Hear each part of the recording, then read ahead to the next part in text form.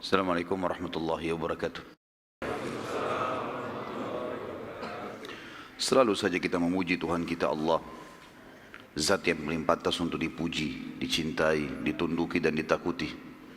Satu-satunya Zat yang telah menciptakan, mengurus, mengawasi semua yang di langit, semua yang di bumi dan semua yang di kedalaman lautan. Ilmunya meliputi segala sesuatunya, tidak beranak dan tidak diperanakkan dan tidak ada sekutu bagian dalam setiap kegiatannya. Dia telah menggantungkan segala kebutuhan kita dengan kalimat sederhana dan penuh dengan berkah. Alhamdulillah. Maka sangat wajar di setiap awal aktivitas ataupun selesai dari aktivitas kita, kita selalu mengucapkan kalimat ini. Selanjutnya kita panjatkan salam hormat kita penuh dengan cinta, rindu, penghormatan kepada manusia terbaik yang telah dipilih oleh Sang Pencipta Allah menutup risalah kenabian dan kerasulan. Manusia telah disempurnakan jalur nasabnya, ilmunya, fisiknya, sukses dalam kehidupan dunianya dan juga di akhiratnya. Demikianlah orang-orang yang mengikutinya pasti juga akan mendapatkan kesuksesan. Makanya Allah sebagai pencipta telah memerintahkan setiap manusia tidak terkecuali untuk menjadikannya sebagai suri tauladan, terutama bagi orang-orang yang sudah beriman. Dan Sang Pencipta Allah bersama malaikatnya mengucapkan salam hormat secara langsung juga kepada manusia terbaik ini. Dan siapapun yang mengucapkan salam hormat kepadanya akan dibalas oleh Allah secara spontan 10 kali salam secara langsung dari Allah. Maka sangat wajar kalau kita selalu mengucapkan salawat dan taslim kepada Nabi besar Muhammad sallallahu alaihi wasallam. Melanjutkan bahasan sirah kita, semoga Allah berkahi. Setelah panjang lebar kita jelaskan tentang perang Hamrat Asad yang terjadi setelah perang Uhud dan juga pelajaran-pelajaran yang kita ambil dari perang Uhud yang sangat luar biasa. Berikut juga kaidah-kaidah syar'i yang bisa diambil dari kejadian Uhud dan Hamrat Asad. Kita akan masuk sekarang ke pembahasan tentang penyerangan beberapa suku Arab yang ada di sekitar Madinah ke kota Madinah. Maksudnya ingin menyerang. Dan ini semua adalah rentetan permasalahan yang terjadi di Uhud, di pertengahan peperangan. Di awal peperangan muslimin memenangkan peperangan, di tengah-tengah mereka dikalahkan, lalu kemudian mereka menang lagi di Hamrat Asad. Hanya saja Hamrat Asad, peperangan ini banyak juga di antara suku-suku Arab yang tidak sampai kepadanya berita itu. Jadi sebagian kecil, dan Quraisy berusaha menyebarkan berita kalau mereka yang menang. Dan memang banyak suku-suku Arab terpengaruh dengan pendapat Quraisy, ya, bahwasanya memang mereka yang menang. Padahal sebenarnya sudah kita jelaskan di Hamrat Asad, Quraisy tidak berani untuk datang menemui muslimin, dan muslimin sempat tinggal selama 3 hari di sana. Simpang siur, ada yang tangkap, ada juga yang tidak. Ringkas cerita teman-teman sekalian, ternyata ada beberapa suku-suku Arab yang berpikir untuk menyerang Madinah.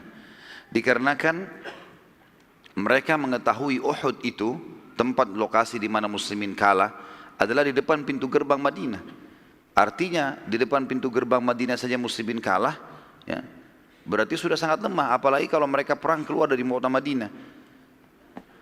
Maka perang yang terjadi Hamrat Asad dan Uhud itu terjadi, Uhud tentunya di bulan Syawal, tanggal 15 Syawal tahun 3 Hijriah, dan Hamrat Asad tanggal 16 Syawal. Nabi SAW pada saat itu menetap di Madinah. Setelah Hamrat Asad tidak keluar sama sekali bentuk pasukan atau menyerang.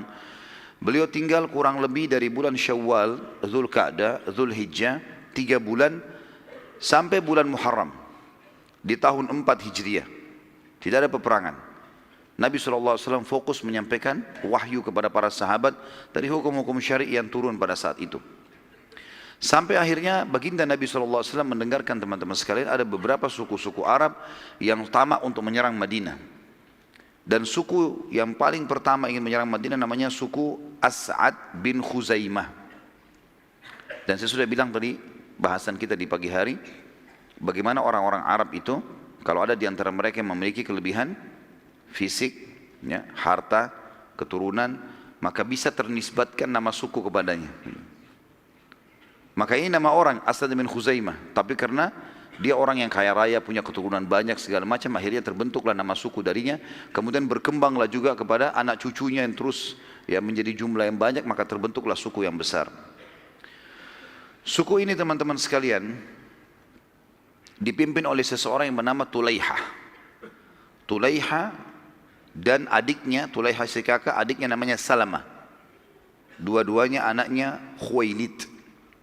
Tulaiha ini perlu kita tahu juga, nanti dia akan mengaku sebagai seorang nabi.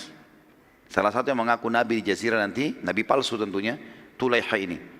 Hanya saja dari 3 orang yang mengaku nabi, Tulaiha bin Khuwailid, ini nantinya taubat dia. Masuk Islam dan dia taubat. Bahkan dia termasuk salah satu dari pasukan Umar bin Khattab yang menuju ke Qadisiyah, memerangi Persia bersama Sa'ad bin Abi Waqqas radhiyallahu anhu. Kemudian ada Aswadul Unsi nanti terbunuh, dan juga ada Musailamah al-Kadzdzab juga terbunuh setelah mereka mengaku sebagai nabi palsu. Saudara seiman, berita akan menyerangnya Tulaiha ke Madinah ini didengar oleh baginda Nabi SAW, dan beliau akhirnya mengirim mata-mata ke sana. Dengan segera Nabi SAW menyiapkan pasukan yang kita sudah sebutkan dan sering kita sebutkan dengan istilah Sariyah. Masih ingat ya? Sariyah adalah jumlah 3 orang sampai 100 maksimal, namanya Sariyah. Kalau lebih dari 100 maka dikatakan Jaish, pasukan dalam bahasa Arab. Tapi kalau di bawah dari 100 namanya Sariyah. Nabi SAW menyiapkan Sariyah yang dipimpin oleh Abu Salamah. Riwayat lain mengatakan Abu Talha. Ada 2 riwayatnya.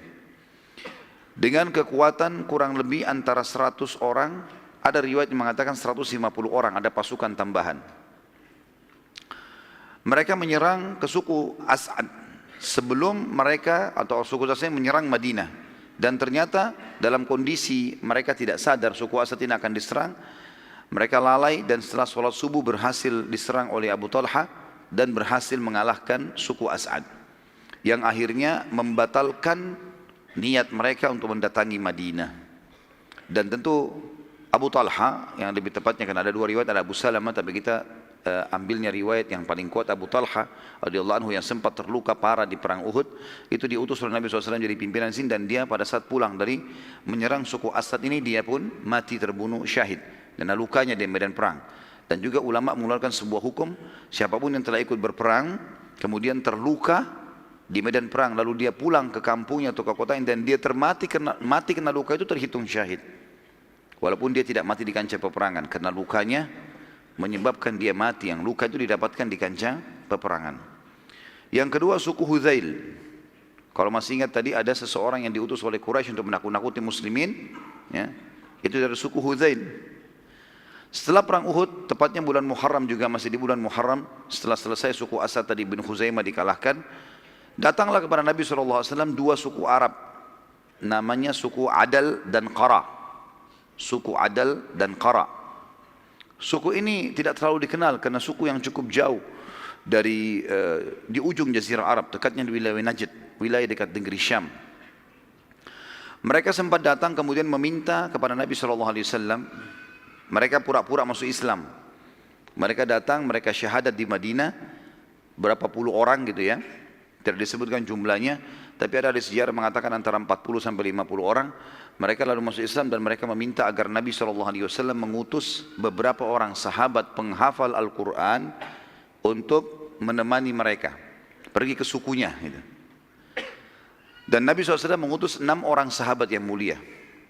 Yang pertama adalah Asim bin Thabit bin Abi Aqlah. Asim bin Thabit bin Abi Aqlah. Yang kedua Marthad bin Marthad Al-Ghanawi. Marthad bin Marthad Al-Ghanawi. Yang ketiga Khalid bin Al-Bukhair. Khalid bin Al-Bukhair. Yang keempat Khubayb bin Adi. Khubayb bin Adi. Nanti saya ulangi lagi. Yang kelima Zaid bin Ad-Dathinnah. Yang terakhir Abdullah bin Tariq. Abdullah bin Tariq. Jadi Asim bin Thabit bin Abi Al-Aqla, Marthad bin Marthad, Marthad bin Marthad Al-Ghanawi, Khalid bin Bukhair, Khubayb bin Adi, Zaid bin Ad-Dathinnah, dan juga yang terakhir Abdullah bin Tariq radhiyallahu anhu majma'in. Semuanya ini penghafal Quran. Semua ini penghafal Quran dari sahabat Nabi ridwanullahi alaihim. Pada saat tiba melewati pemukiman suku Hudzail, ternyata kelompok ini kelihatan pengkhianatannya. Padahal mereka tadi sementara jalan mereka tunjukkan, mereka belajar sholat, mereka coba belajar baca Al-Quran setiap istirahat. Tapi begitu lewat di depan suku Hudzail, kelihatan pengkhianatan mereka. Mereka cuma mau sahabat ini ikut sampai di situ. Dan suku Hudzail ini suku yang sangat dekat dengan Mekah. Nanti kita lihat suku ini nanti di pembebasan sebelum pembebasan atau kesepakatan Hudaybiyah, mereka jadi baik. Mereka akan mengikuti menjadi partnernya Nabi SAW, jadi sekutunya Nabi. Tapi pada saat ini kita ceritakan di awal-awal Islam. Maka kedua suku tadi, Adal dan Qara ini menangkap sahabat yang 6, kemudian menyerahkan kepada Hudzail untuk menerima uang. Ini orang-orang dari Madinah muslimin, kami serahkan pada kalian. Bayar duit, kami tinggalkan. Dan Hudzail memang sudah menawarkan kepada Quraisy, hai Quraisy, kalau kami tawan orang Islam, apa kalian mau tebus? Ada kalau orang muslim dari Madinah kami tangkap, kami serahkan kalian, mau tebus nggak? Orang Quraisy bilang bawa, siapa saja. Dan kalau kalian bawa, kami bayar berapa saja untuk membalas dendam karena ada di antara mereka yang sempat terbunuh kerabatnya di perang Badr. Maka akhirnya suku Hudzail pun mengepung sahabat tadi. Waktu mereka pas diserahkan, tentu 6 orang ini tidak sempat diikat segala macam, tapi tiba-tiba saja suku Hudzail disuruh kepung, ambil deh, tangkap aja. Dari 6 orang sahabat ini teman-teman sekalian, ada 3 orang yang menolak untuk menyerahkan diri.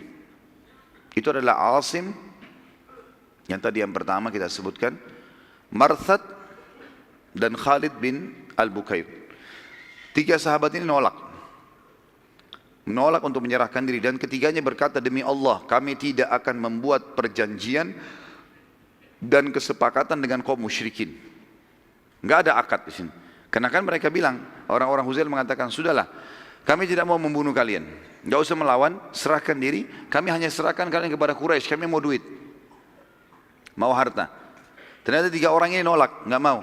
Akhirnya mereka menghunuskan pedang dan mereka berperang. Sampai akhirnya ketiganya mati syahid.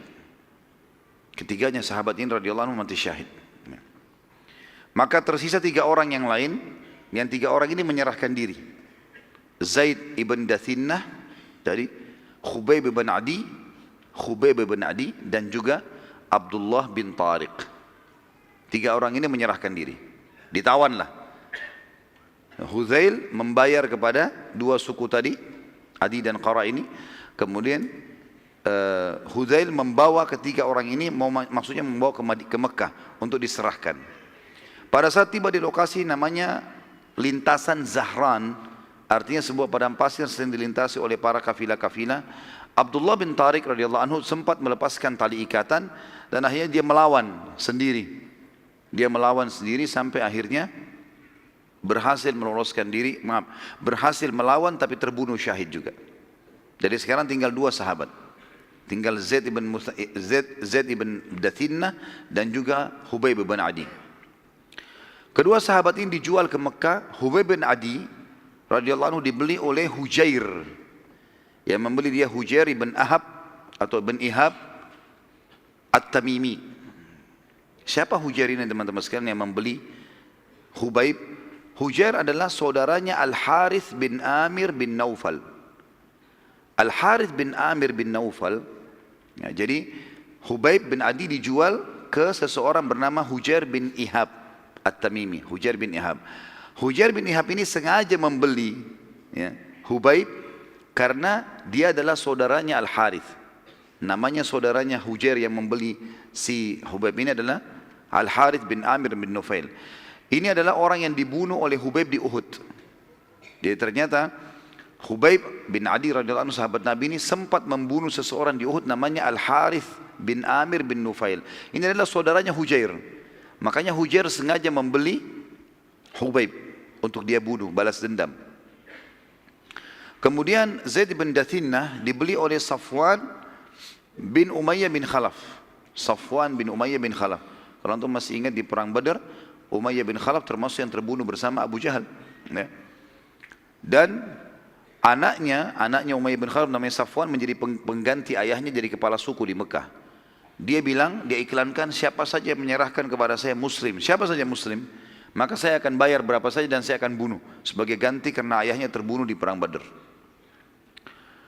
Kedua sahabat ini akhirnya dibunuh dan keduanya mati syahid. Keduanya mati syahid. Suku Hudzail pada saat menyerahkan Asim, maka suku Hudzail sempat membunuh Asim. Ingatkan tadi 3 orang yang sempat melawan, diantaranya Asim. Asim ini waktu berperang melawan, dia dengan 2 orang temannya, 3 orang akhirnya terbunuh awal, karena 3 orang ditawan, 3 orang melawan awal. Asim salah satunya. Waktu mereka membunuh Asim, dan mereka memotong kepalanya Asim, memotong kepala Asim dilepaskan, mereka niatnya ingin menjual kepala Asim kepada seorang wanita bernama Sulafa ya. Ada Sulafa dan mengatakan Sulaifa, namanya Sulafa binti Sa'ad ya. Sulafa binti Sa'ad ya. Ini sempat hadir di Uhud, dan dia sempat menyaksikan 6 orang saudaranya yang memegang bendera sempat dibunuh oleh Hamzah, Ali, dan juga Asim. Sulaifa ini atau Sulafa ini, waktu dia lihat ke-6 saudaranya dari Bani Abdiddar jatuh tergeletak semuanya mati di dekat bendera, setiap ada pegang bendera dibunuh lagi oleh Hamzah, Ali, dan Asim, gitu kan. Waktu 6 orang jatuh ini, kebetulan saudaranya yang ke-6 yang pegang bendera, yang membunuh, yang menusuknya Asim, dan dia lihat. Maka Sulafa mengeluarkan instruksi di pasukan Quraisy waktu itu di perang Uhud, siapapun yang mendatangkan kepada saya batok kepalanya Asim, maka saya akan isi batok kepalanya dengan emas untuk saya bayar. Jadi batok kepalanya nanti kalau saya dapatkan, saya akan bersihkan, dikeluarkan semua isi otaknya, saya akan isi dengan emas. Sebesar itu saya akan kasih ke orang yang memberikan batok kepalanya. Oleh karena itu suku Hudzail tamak pada saat itu. Mereka pada saat membunuh Asim, mereka membawa kepalanya dengan niat mau dijual kepada Sulafa tadi, binti Sa'ad bin Syahid ya, yang hadir di Uhud pada saat itu. Namun terjadi keajaiban yang luar biasa pada saat itu. Diantara yang disebutkan dalam riwayat adalah pada saat mereka memotong kepala Asim, kepalanya sempat dipenuhi dengan lebah. Entah lebah dari mana datang, dari padang pasir, penuh semua mukanya dan kepalanya penuh lebah. Dan setiap kali ada suku Hudzail yang coba menyentuh, maka diserang oleh lebah tersebut. Dan di depan mata mereka, lebah-lebah ini rame-rame ya, menjepit kepala Asim, kemudian dibawa terbang oleh lebah gitu ya.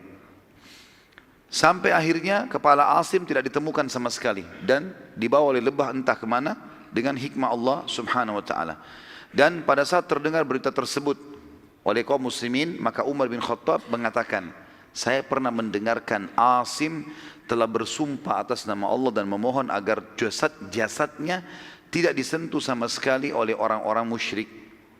Maka pada saat mereka memotong pun kepalanya, sempat jasadnya entah di mana, mereka hanya menemukan kepalanya, dan kepalanya pun dibawa oleh lebah, yang akhirnya mereka tidak bisa menemukan sama sekali jasad sahabat yang mulia ini. Tentu kita melihat ini teman-teman sekalian, sampai di sini yang dinukil oleh para ahli sejarah, dan belum disebutkan apakah baginda Nabi SAW membalas atau tidak. Yang jelas kejadian ini terjadi. Yang saya tahu nanti suku Hudzail ya, meminta maaf, dan kemudian suku Hudzail akhirnya menjadi sekutu Nabi di kesepakatan Hudaybiyah. Yang ketiga, suku Sulaim, suku Ril, Zikwan, dan Usayyah. Ada 4 suku Arab, suku Sulaim, suku Ri'il ya. Ri'il ini salah satu suku Arab juga ya. Suku Sulaim, suku Ri'il, Zikwan, dan Usayyah. Ini 4 suku, Sulaim, Ri'il, Zikwan, dan Usayyah. Datang seseorang di Madinah teman-teman sekalian yang bernama Amir bin Malik.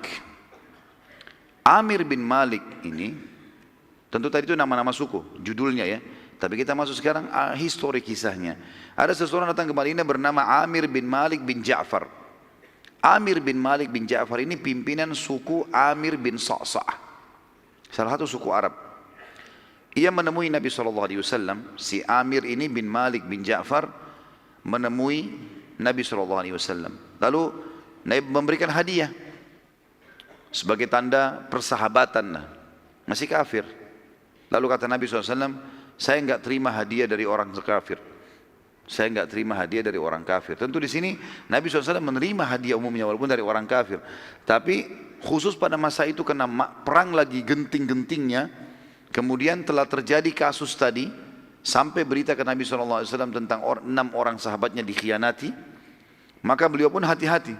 Beliau mengatakan, saya tidak terima hadiah dari orang kafir, kecuali kalau kau masuk Islam. Kalau kau masuk Islam tidak ada masalah, kau Muslim. Maka kata si Amir, saya enggak mau masuk Islam, saya tidak akan masuk Islam, tetapi kalau anda mau, saya akan coba ya menyebarkan agama anda yang di suku saya. Tapi dengan syarat, harus ada sahabat anda yang berangkat. Harus ada orang yang berangkat. Nabi SAW masih trauma dengan 6 orang yang dibunuh tadi. Sampai beritakan Nabi SAW. Juga ada riwayat tadi saya lupa sampaikan teman-teman, Asim, pada saat jasadnya dicari, maka bumi yang ada jasadnya terbuka dan menanamkan, memasukkan jasadnya. Sementara kepalanya dibawa oleh lebah. Tadi yang lupa saya sampaikan. Maka kata Nabi SAW, apa jaminanmu? Sekarang, apa jaminan kau bisa selamatkan? Ada sahabat saya dikhianati. Kata dia, saya menjaminnya. Saya kepala suku, saya yang jamin. Maka kata Nabi SAW, baiklah. Kalau kau menjamin, selesai. Artinya kalau ada pengkhianatan, perang nih. Maka Nabi SAW pun mengutus 70 orang sahabat pilihan waktu itu. Dari tadi cuma 6, sekarang 70 orang. Supaya ada kekuatan gitu. Di antara 70 orang ini ada beberapa orang sahabat yang terkenal dengan keimanannya, dengan ilmunya, ulamanya sahabat. Di antaranya Al-Harith bin Shimmah. Al-Harith bin Shimmah salah satu ulama sahabat masyhur dengan ilmunya. Ini salah satunya, ada mungkin 6-7 orang ini, di antaranya sahabat semua mulia tentu, tapi ini 7 orang, 6 orang ini orang-orang yang sangat tinggi ilmunya. Hafal 30 tahun, dan ini 70 orang memang penghafal Quran semuanya. Yang kedua, Haram bin Milhan. Jadi Al-Harith bin Shimmah, Haram bin Milhan, kemudian Urwa bin Asma As-Silmi. Al-Harith bin Shimmah, Haram bin Milhan, Urwa bin Asma As-Silmi. Kemudian yang keempat, Nafi' bin Badil. Nafi' bin Badil. Saya ulangi, kalau ada yang mau catat teman-teman sekalian, saya ulangi insyaAllah. Tapi niatnya dicatat bukan karena mau dapat buku ya. Dari sekarang sepakat dulu. Al-Harith bin Shimmah yang pertama, kemudian Haram bin Milhan, kemudian Urwa bin Asma As-Silmi, kemudian Nafi' bin Badil bin Waraqah. Nafi' bin Badil bin Waraqah, dan juga Amir bin Fuhairah. Ini kurang lebih di antara 70 ada 4 atau 5-6 orang ini ya. Al-Harith bin Shimmah, Haram bin Milhan, Urwa bin Asma As-Silmi, Nafi' bin Badil bin Waraqah, dan Amir bin Fuhairah. Pada saat mereka tiba di pemukiman suku Sulaim, ternyata terjadi lagi pengkhianatan. Si Amir tadi bin Malik, kepala suku Sa'sa', kepala suku Amir bin Sa'sa', berkhianat. Dia mengajak 4 suku yang merupakan sekutu dia, yaitu tadi yang kita sudah sebutkan di awal judul kita, suku Sulaim, suku Ri'il, suku Zikwan, dan suku Usayyah, untuk membunuh para sahabat. Dan mereka melakukan. Sampai akhirnya ke 70 sahabat berusaha melawan dan terbunuh 69. Mati syahid semuanya. Dan yang lolos cuma 1 orang. Yang lolos adalah Amir bin Umayyah Ad-Damiri. Amir bin Umayyah Ad-Damiri. Dan ini mereka terbunuh di sebuah lokasi namanya Bi'ir Ma'unah. Bi'ir Ma'unah, sumur Ma'unah. Nanti akan kita jelaskan ada penyerangan Nabi SAW ke lokasi ini. Bagaimana mereka dihukum oleh Nabi SAW karena membunuh 69 sahabatnya. Jadi nama lokasinya Bi'ir Ma'una, dan yang tersisa adalah Amir bin Umayyah Ad-Damiri. Dalam perjalanan menuju ke Madinah, Amir sempat menemukan 2 orang dari asal suku sang pengkhianat, Amir bin Malik bin Ja'far As-Sa'sa' tadi. Yang sempat memberikan jaminan Nabi kan, namanya Amir bin Malik kan. Saya jamin, tidak ada masalah, saya kepala suku. Ternyata Amir, kepala suku tadi yang mengkhianat itu, sahabat juga yang sempat lolos namanya Amir. Sahabat si Amir ini, waktu dia menuju ke Madinah pulang, dia temukan ada 2 orang dari sukunya si Amir pengkhianat tadi. Lagi lewat. Maka sahabat yang mulia Amir bin Umayyah membunuh 2 orang itu. Sebagai balasan. Karena dia tahu ini dari suku Amir bin Sa'sa. Ini sama, pengkhianat juga ini. Dia pikir semua suku itu pasti pengkhianat. Padahal sebenarnya yang berkhianat cuma kepala sukunya saja. Pada saat Nabi SAW mendengar cerita tersebut, maka Nabi SAW berkata, wahai Amir, masalah kasus pengkhianatan kepala suku mereka, Amir tadi bin Malik, ini dianya yang salah. Dan yang akan kita hukum dia berikut 4 suku yang mendukungnya tadi. Sulaim, Ri'il, Zikwan, ya, itu semua tadi kita hukum, itu yang kita hukum. Jadi 2 orang yang kamu bunuh, kita akan bayar diyahnya. Lihat bagaimana keadilan Islam ya. Padahal sudah terjadi pengkhianatan. Karena ada sahabat Nabi SAW membunuh dengan tidak sengaja salah, maka Nabi SAW mau membayar itu. Lalu Nabi SAW sempat melakukan pada saat itu kunut nazilah sebulan. Subuh, duhur, asar, maghrib, isya membaca kunut. Semuanya memohon kepada Allah agar keempat suku ini dibinasakan oleh Allah selama sebulan penuh. Dan di sini keluar sebuah hukum tentang adanya kunut nazilah, di mana pada saat muslimin terdesak, ada masalah yang mereka hadapi, mereka boleh memohon kepada Allah agar diberikan kemenangan. Dan pada saat itu Allah Subhanahu wa taala mengabulkan doa Nabi SAW sehingga keempat suku itu terkutuk dan mereka akhirnya banyak yang binasa dan ditimpa banyak penyakit. Ya. Tersisa sekarang teman-teman sekalian, pada saat Nabi SAW mau membayar dia 2 orang dari suku Amir yang dibunuh oleh Amir tadi sahabat ini, maka beliau pikir kalau dikirim diyahnya ke sana, nanti bisa dibunuh lagi sahabat. Bagaimana caranya? Dicarilah di Madinah suku Madinah yang merupakan sekutunya suku Amir bin Sa'sa. Siapa? Ditemukan suku Yahudi, namanya suku Nadir. Dan kita sudah pernah sebutkan ada 3 suku di Madinah, Yahudi, Qainuqa, Nadir dan Quraidah. Suku Nadir teman-teman adalah sekutunya suku Amir bin Sa'sa. Nabi SAW ingin niat memberikan diyahnya 2 orang yang terbunuh ini kepada Bani Nadir, nanti mereka yang kasih kepada suku Amir. Supaya jangan lagi ada sahabat yang dibunuh gitu. Pada saat itu Nabi SAW mendatangi sendiri pemukiman suku Nadir. Mendatangi sendiri pemukiman suku Nadir dan menyampaikan hajatnya. Kalau kami telah terjadi begini dan begitu dan kami akan menitipkan diyahnya, tolong selesaikan. Ternyata suku Nadir pada saat itu mengatakan baiklah, kami akan terima, gitu kan. Kami akan terima. Tapi kamu tunggu sebentar hai Muhammad. Waktu itu Nabi SAW lagi kebetulan di jalan pemukiman mereka, karena zaman dulu setiap suku punya benteng sendiri. Saya pernah jelaskan tentang keadaan 3 suku Yahudi, Nadir, Qainuqa dan Quraidah ini. Semuanya punya benteng, di dalam benteng ada pemukiman mereka, ada pasar, ada sumur, ada peternakan. Seperti satu kota sendiri, jadi kota di dalam kota gitu. Suku Nadir waktu Nabi SAW datang ke sana mau mengantarkan diyah denda 2 orang yang dibunuh oleh sahabat tadi, disuruh tunggu oleh orang-orang Yahudi. Dan Nabi SAW menunggu di salah satu rumah mereka, ditemani waktu itu oleh Abu Bakar, Umar, ya, sahabat-sahabat Nabi yang mulia, Ali bin Abi Thalib. 3 orang sahabat ini mendampingi Nabi SAW. Dan Nabi duduk bersandar di salah satu rumah mereka. Ternyata orang-orang Yahudi berkata satu sama yang lain, sungguh kalian tidak akan pernah mendapatkan kesempatan untuk membunuh Muhammad lebih baik daripada ini. Siapa yang naik ke atas rumah yang tempat dia sekarang lagi ada, kemudian dilemparkan batu ke bawah, biar Muhammad kena batu dan mati. Begitu pemikiran orang-orang Yahudi pada saat itu. Maka ada satu orang Yahudi yang pada saat itu bernama Amr bin Jahash. Amr bin Jahash bin Ka'ab, namanya dia, Amr bin Jahash bin Ka'ab. Amr bin Jahash ini berkata, aku. Lalu dia pun ya, membawa batu besar, kemudian mutar dari belakang rumah itu. Dia masuk dari pintu belakang rumah, dia pamit sama pemilik rumahnya, lalu dia ceritakan kisahnya, lalu dia naik ke atas. Begitu dia naik ke atas dan dia tinggal mau menjatuhkan batu, wahyu turun. Mereka lupa kalau ini adalah Rasulullah SAW.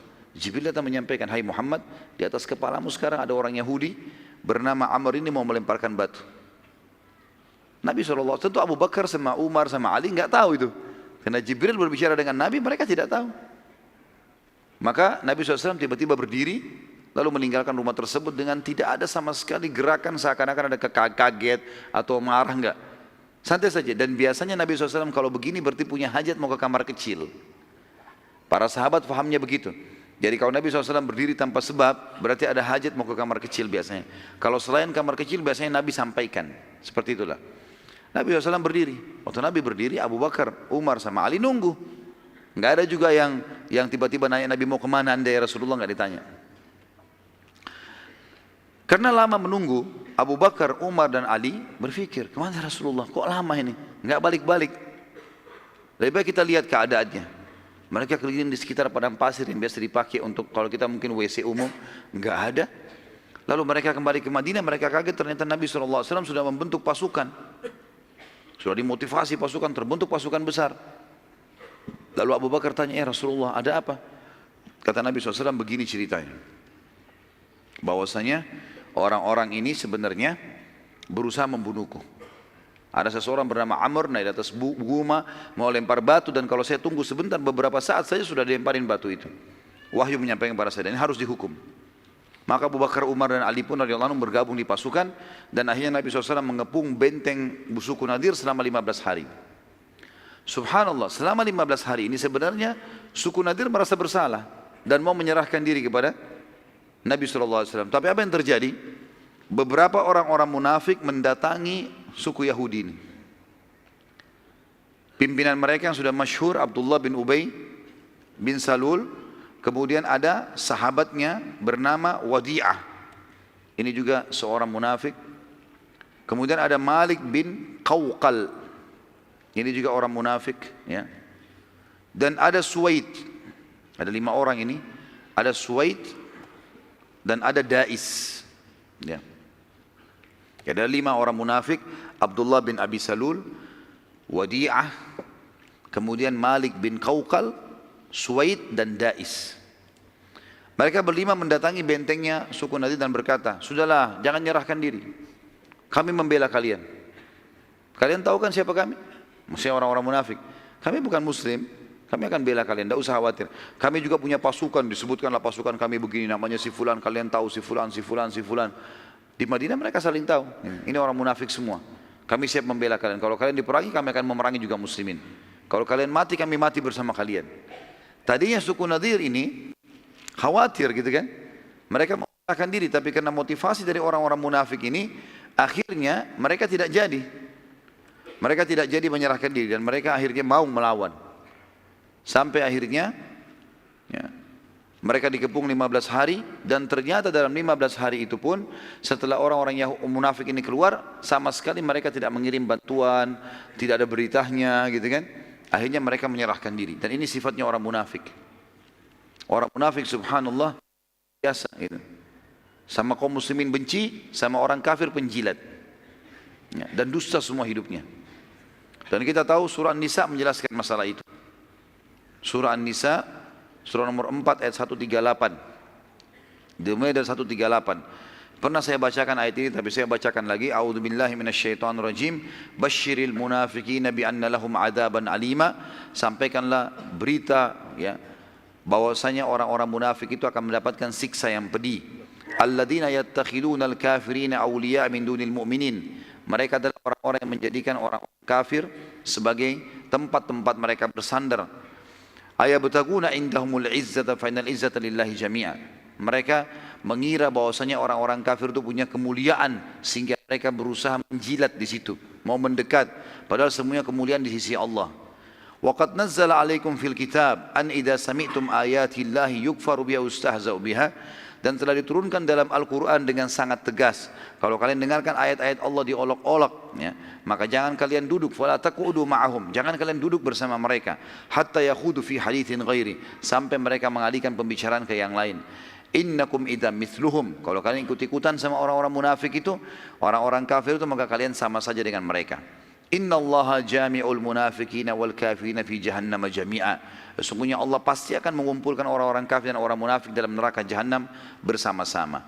Sifat orang munafik disebutkan, alladzina yatarabbasuna bikum, yaitu orang-orang yang selalu mencari kejadian-kejadian untuk kalian atau terhadap kalian, hai kaum muslimin. Fa in kana lakum fathun minallah, kalau kalian dapat kemenangan dari sisi Allah, qalu, orang-orang munafik berlumba-lumba berkata, alam nakum ma'akum, bukankah kami juga umat Islam sama dengan kalian? Kami kan juga namanya si fulan, orang muslim, ya. Wa in kana lil kafirin nasib, dan kalau seandainya orang kafir yang mendapatkan kemenangan, qalu alam nastahwid alaikum, bukankah kami telah memenangkan kalian, wa namna'kum minal mu'minin, dan kami melarang atau menahan kalian dari orang-orang beriman.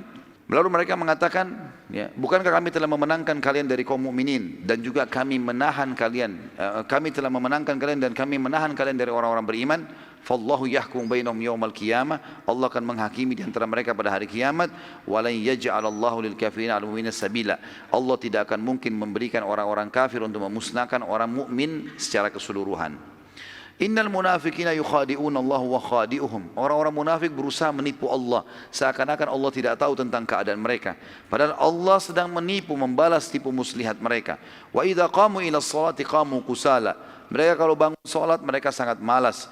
Yura'unan nas, kalaupun mereka salat mereka hanya ingin pujian manusia. Wala yadhkurunallaha illa qalila, mereka tidak pernah berzikir kepada Allah kecuali sedikit sekali.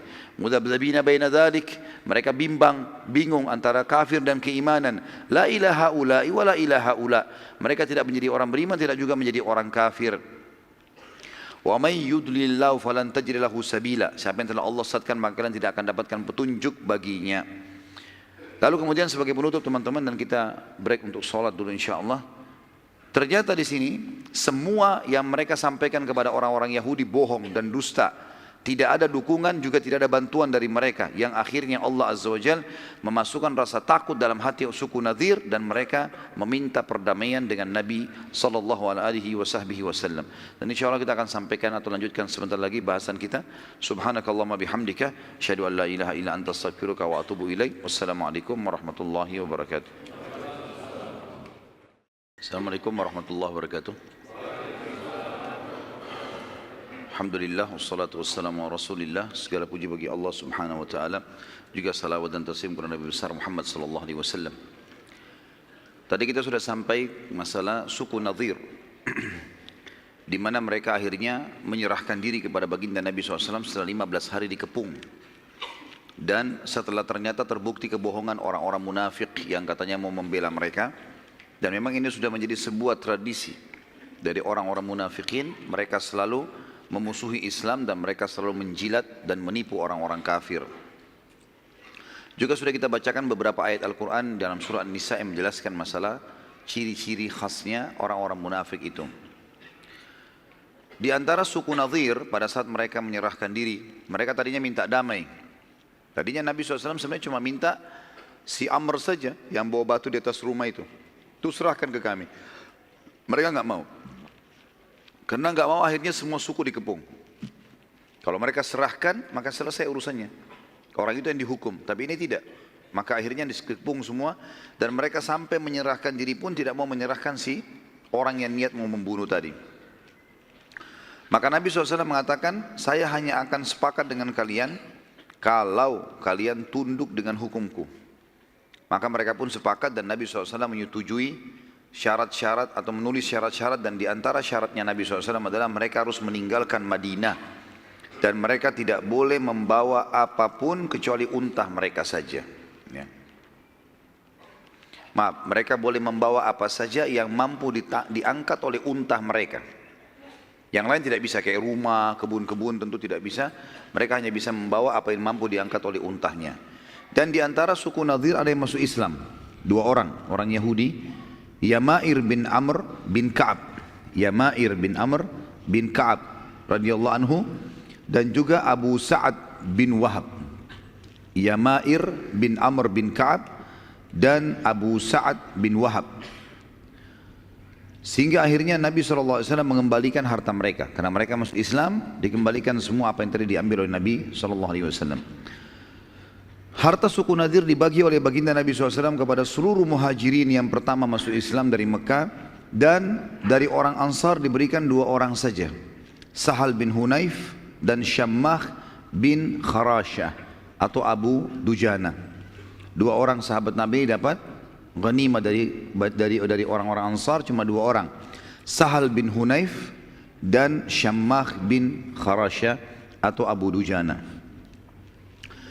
Kejadian ini terjadi teman-teman sekalian di bulan Rabiul Awal tahun 4 Hijriah. Karena tadi kan Nabi SAW istirahat tidak perang setelah kejadian Hamrat Asad sampai bulan Muharram di tahun 4 Hijriah. Lalu terjadilah beberapa suku-suku Arab sampai akhirnya suku Nadir ini yang dikeluarkan dari kota Madinah. Dan Allah Subhanahu wa taala mengekalkan dalam Al-Qur'an cerita tentang pengusiran suku Nadir dari Madinah dan pengkhianatan mereka ini.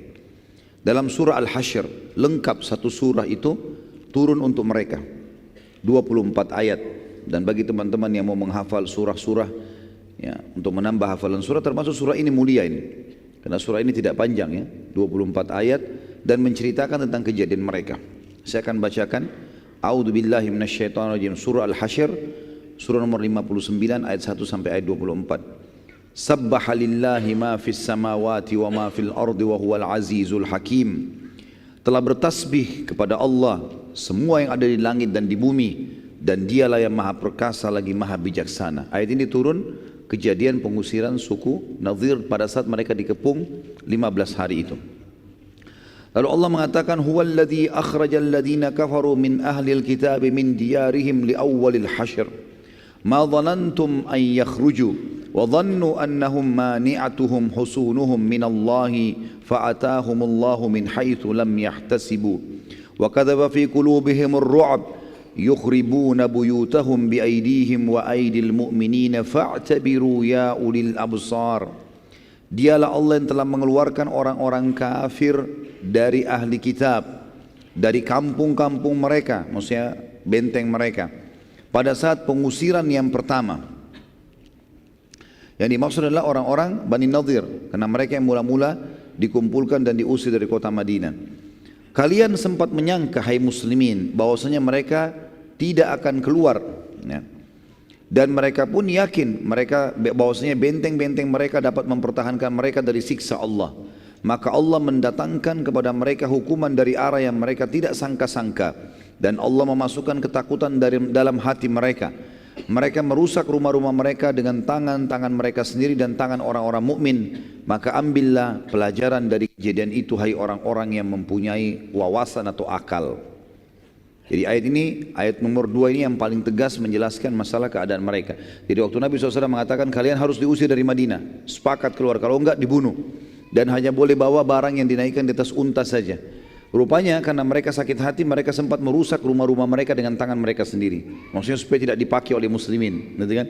Ternyata di antara muslimin ada yang datang membantu mereka ngurusin rumahnya. Kita tidak butuh rumah kalian kok, tidak butuh, keluar saja gitu. Allah mengatakan ambil pelajaran dari situ.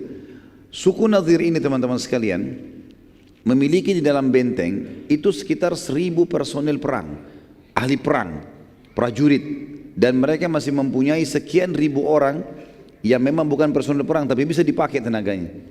Yang mengepung mereka hanya segelintir berapa ratus sahabat bersama Nabi SAW. Tapi Allah mendatangkan ketakutan-ketakutan pada mereka sehingga akhirnya mereka menyerahkan diri. Dan beginilah selalu keadaan peperangan muslimin. Kalau memang mereka ikhlas kepada Allah, walaupun jumlahnya lebih sedikit, pasti Allah berikan kemenangan.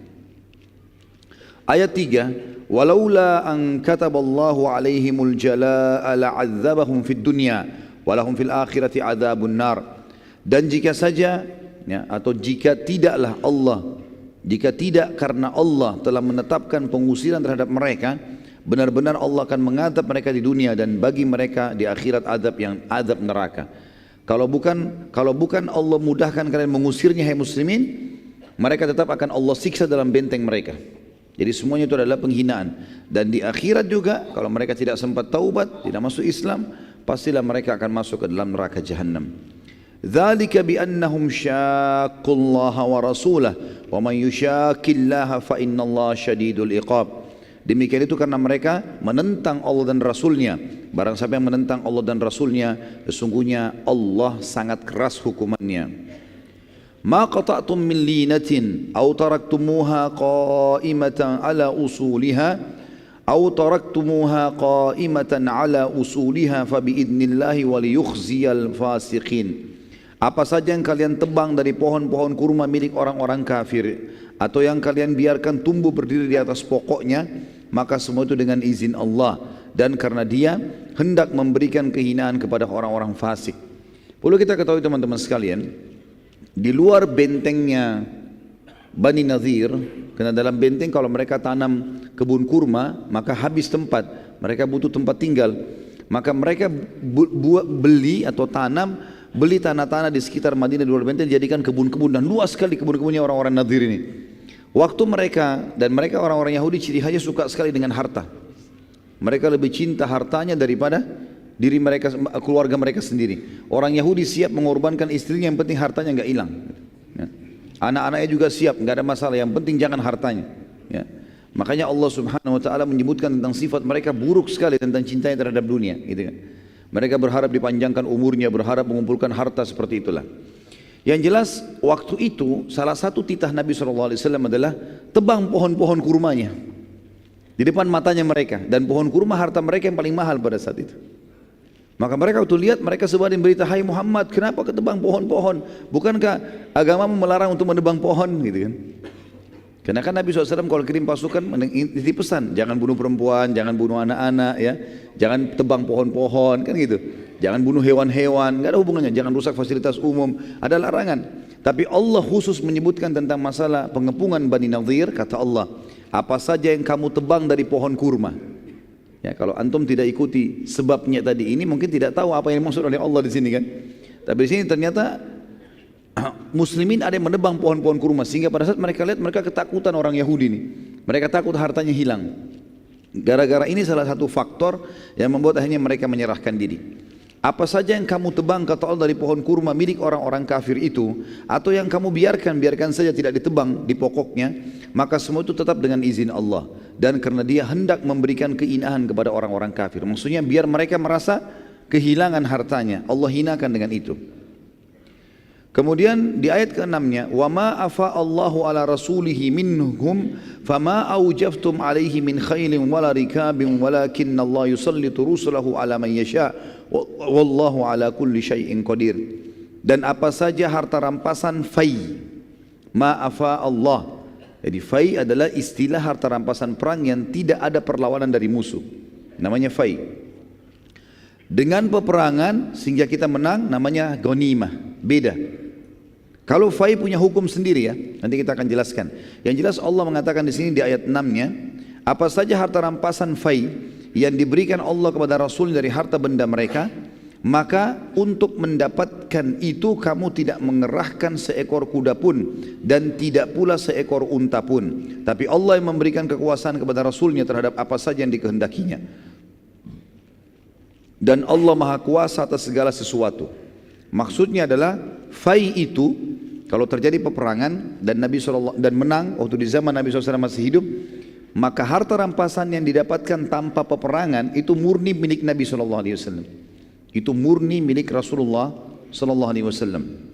Dan beliau punya hak memberikan kepada siapa saja. Makanya tadi fainya Bani Nadhir diberikan kepada orang-orang Muhajirin dan 2 orang Ansar saja yang dianggap miskin, yang lain tidak dikasih orang Ansar. Dan Allah menyebutkan kenapa? Karena tidak ada peperangan, tidak ada kalian gerakkan seekor kuda ataupun seekor unta untuk menyerang musuh, maka itu fai namanya, ya. Lalu kemudian Allah mengatakan juga di ayat 7-nya, ma afa Allahu ala rasuli min ahlil qura fadillahi walir rasuli wadil qurba wal yatama wal masakin wal masakini wa ibnis sabili kay la yakuna dulatan bainal agniya'i minkum wa ma ataakumur rasulu fakhudhu wa ma nahakum anhu fantahu wattaqullaha innallaha syadidul iqab. Apa saja harta rampasan fai yang didapatkan tanpa peperangan yang diberikan Allah kepada Rasulnya dari harta yang dari penduduk kota-kota, maka itu adalah milik Allah, Rasul, kaum kerabat, anak-anak yatim, maksudnya kerabat Nabi SAW. Yang Nabi, anak-anak yatim, orang-orang miskin, dan orang-orang yang dalam perjalanan dan terputus jalan, supaya harta tersebut tidak beredar di antara orang-orang kaya saja di antara kalian. Apa yang diberikan Rasul kepada kalian, terimalah, dan apa yang dilarang bagi kalian, tinggalkanlah, dan bertakwalah kepada Allah, sesungguhnya Allah amat keras siksaannya. Ayat 8, lil-fuqara'il muhajirin alladhina ukhriju min diyarihim wa amwalihim yabtaguna fadlan min Allah wa ridwana wa yansuruna Allah wa rasulah ulaika humus sadiqun. Juga harta tersebut fai diberikan kepada orang-orang fakir yang hijrah dari Mekah, yang diusir dari kampung halaman mereka dan dari harta benda mereka karena mencari karunia dari Allah dan keridhaannya, dan mereka menolong Allah dan Rasulnya. Mereka itu adalah orang-orang yang jujur. Ayat 9. Walladzina tabawwa'ud dara wal imana min qablihim yuhibbuna man hajara ilaihim wa la yajiduna fi sudurihim hajatan mimma utu ولا يجدون في صدورهم حاجة مما أوتوا ويؤثرون على أنفسهم ولو كان بهم خصاصة ومن يوق شح نفسه فأولئك هم المفلحون. Dan Allah memuji orang-orang Ansar, orang-orang yang telah menempati kota Madinah dan telah beriman, maksudnya orang Ansar. Sebelum kedatangan para muhajirin, mereka orang Ansar mencintai orang-orang yang berhijrah kepada mereka. Dan mereka orang-orang Ansar tidak menaruh keinginan dalam hati mereka terhadap apa-apa yang diberikan kepada muhajirin. Artinya Allah pastikan, fai ini pun hai Muhammad kalau kau berikan kepada muhajirin, tidak diberikan kepada Ansar, enggak usah khawatir. Orang Ansar tidak akan pernah ada masalah dengan hati mereka. Karena mereka suka dan cinta dengan saudara yang hijrah. Dan ini pujian Allah untuk penduduk Madinah secara khusus. Dan mereka mengutamakan orang-orang muhajirin atas diri mereka sendiri sekalipun mereka dalam keadaan kesusahan. Dan siapa yang dipelihara dari kekiran dirinya, maka mereka itu adalah orang-orang yang beruntung. Jadi ada alasan kenapa Allah subhanahu wa ta'ala menyuruh Nabi Muhammad SAW membagikan fai kepada muhajirin dan cuma 2 orang dari Ansar. Karena itu haknya Allah dan Rasulnya secara mutlak, dan memang orang-orang muhajirin layak dibantu, terutama orang-orang miskin di antara mereka. Ya. Sebagian ahli sejarah mengatakan orang-orang kaya muhajirin tidak dapatkan, seperti Abu Bakar, ya, Uthman bin Affan, yang kaya-kaya tidak mendapatkan fai dari sini, tapi orang-orang miskin di antara mereka sebagaimana Allah sudah sebutkan. Kemudian dikatakan selanjutnya, walladzina ja'u min ba'dihim yaquluna rabbana ighfir lana wa li ikhwanina alladhina sabaquna bil imani wa la taj'al fi qulubina ghillan lil ladzina amanu rabbana innaka ra'ufur rahim. Dan orang-orang yang datang sesudah mereka para muhajirin dan Ansar, setelah dengar kisah ini, kita sekarang termasuk kena ayat ini. Mendengarkan kisah ini, tidak akan pernah lagi ada fikiran kita sebagaimana orang-orang Ansar tidak pernah berfikir. Jangan ada di antara kita terfikir, teman-teman sekalian, loh kenapa Rasulullah cuma kasih orang muhajirin ya? Kenapa orang Ansar nggak dikasih? Sudah dijawab di sini. Jangan lagi kalian balas, jangan lagi bimbang dengan itu, tapi katakanlah. Kata Allah SWT, orang-orang yang datang sesudah mereka, para muhajirin dan Ansar yang baca Al-Quran, mereka malah berdoa, ya Rabb kami, berikanlah ampunan untuk kami dan saudara-saudara kami yang telah beriman lebih dulu daripada kami. Dan jangan engkau membiarkan kedengkian dalam hati kami terhadap orang-orang yang beriman. Ya Rabb kami, sesungguhnya engkau maha penyantun lagi maha penyayang. Dan ayat ini yang digunakan oleh ulama ahli sunnah yang sangat tegas, membantah pemahaman Syiah yang menghina-hina para sahabat, apalagi sampai mengkafirkan. Karena di sini Allah Subhanahu wa taala memerintahkan kita semua yang datang setelah muhajirin dan Ansar mendoakan agar mereka mendapatkan pengampunan dan tambahan rahmat. Ayat 11. Alam tara ilal ladzina nafaqu yaquluna li ikhwanihim alladhina kafaru min ahli alkitab la in ukhrijtum lanakhrujanna ma'akum wa la nuti'u fikum ahadan abada. Wala nuti'u fikum ahadan abada wa in qutiltum lanansurannakum wallahu yashhadu innahum lakadzibun. Ingatlah pada saat, ya, apakah kamu tidak memperhatikan, kata Allah, apakah kamu tidak memperhatikan orang-orang munafik yang telah berkata kepada saudara-saudara mereka dari orang kafir. Allah membongkar kedoknya 4 orang munafik tadi yang memberikan jaminan suku Nadhir, enggak apa-apa, enggak usah menyerahkan diri, kami akan tolong kalian. Allah bongkar kedok mereka. Apakah kamu tidak memperhatikan orang-orang munafik yang berkata kepada saudara-saudara mereka dari orang kafir, ahli kitab, di antara ahli kitab, sungguhnya jika kamu diusir, niscaya kami pun akan keluar bersama kalian, dan kami selama-lamanya tidak akan patuh kepada siapapun untuk menyusahkan kalian.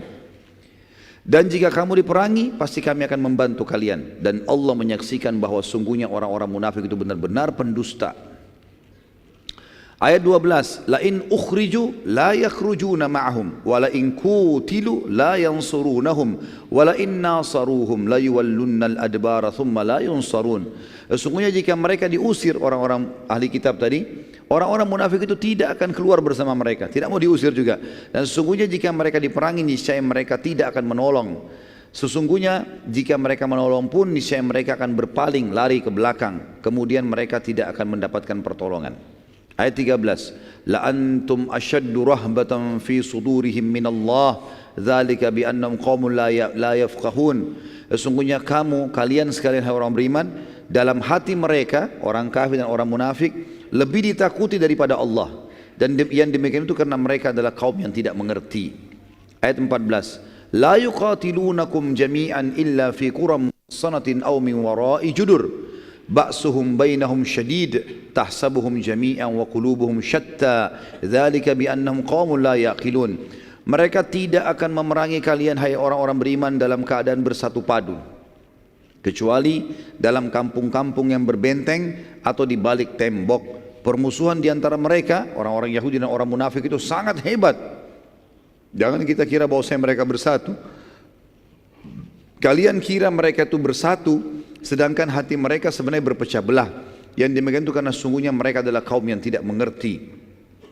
Ayat 15, kamathalil ladzina min qablihim qariba dzaku wabala amrihim walahum adzabun alim.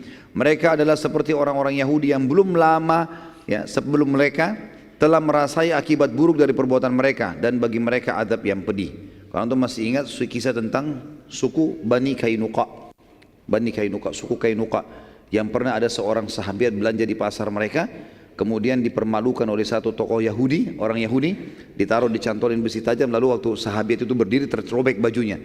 Ya, kemudian lewat seorang sahabat Nabi, dia dipermalukan muslimah, lalu kemudian dibunuh si Yahudi pemilik toko, lalu sahabat ini dibunuh, dikeroyoki satu pasar. Sahabat sempat melapor ke Nabi SAW, ya Rasulullah begini-begini. Maka Nabi bentuk pasukan dikepung suku Kainuqa. Nabi minta itu yang bunuh yang muslim dibunuh, serahkan kepada kami. Mereka enggak mau, dikepung, diusir dari Madinah. Allah sebutkan keadaan mereka orang-orang Nadir ini mirip dengan orang-orang Yahudi sebelumnya. Mereka lakukan kesalahan maka diusir juga gitu. Ayat 16-nya, kamathali syaitani idh qala lil insani kfur falamma kafara qala inni bari'um mink. Qala inni bari'um minka inni akhafullaha rabbal alamin. Bujukan orang-orang munafik kepada orang kafir itu seperti bujukan syaitan. Ketika dia berkata kepada manusia, kafirlah kamu, maka tak kala manusia itu kafir, ia berkata, sungguhnya aku berlepas diri dari kalian, karena sungguhnya aku takut kepada Allah, Rabb semesta alam. Jadi orang-orang kafir itu sebenarnya, termasuk di Indonesia di mana-mana, kalau mereka tahu orang-orang munafik itu sebenarnya hanya menjilat saja, ini Allah bongkar kedoknya kepada kita. Kita umat Islam tahu siapa mereka. Nah, statusnya muslim tapi jauh dari agama, benci dengan Islam. Tidak ada yang di zaman Nabi SAW tidak ada munafik diberikan jabatan. Enggak pernah pimpin perang, enggak pernah diamalkan kota Madinah, enggak pernah Nabi suruh kumpulin zakat, enggak pernah apa-apa. Nabi enggak pernah libatin mereka. Tapi Nabi sampaikan ke sahabat, ini orang-orang begini cirinya.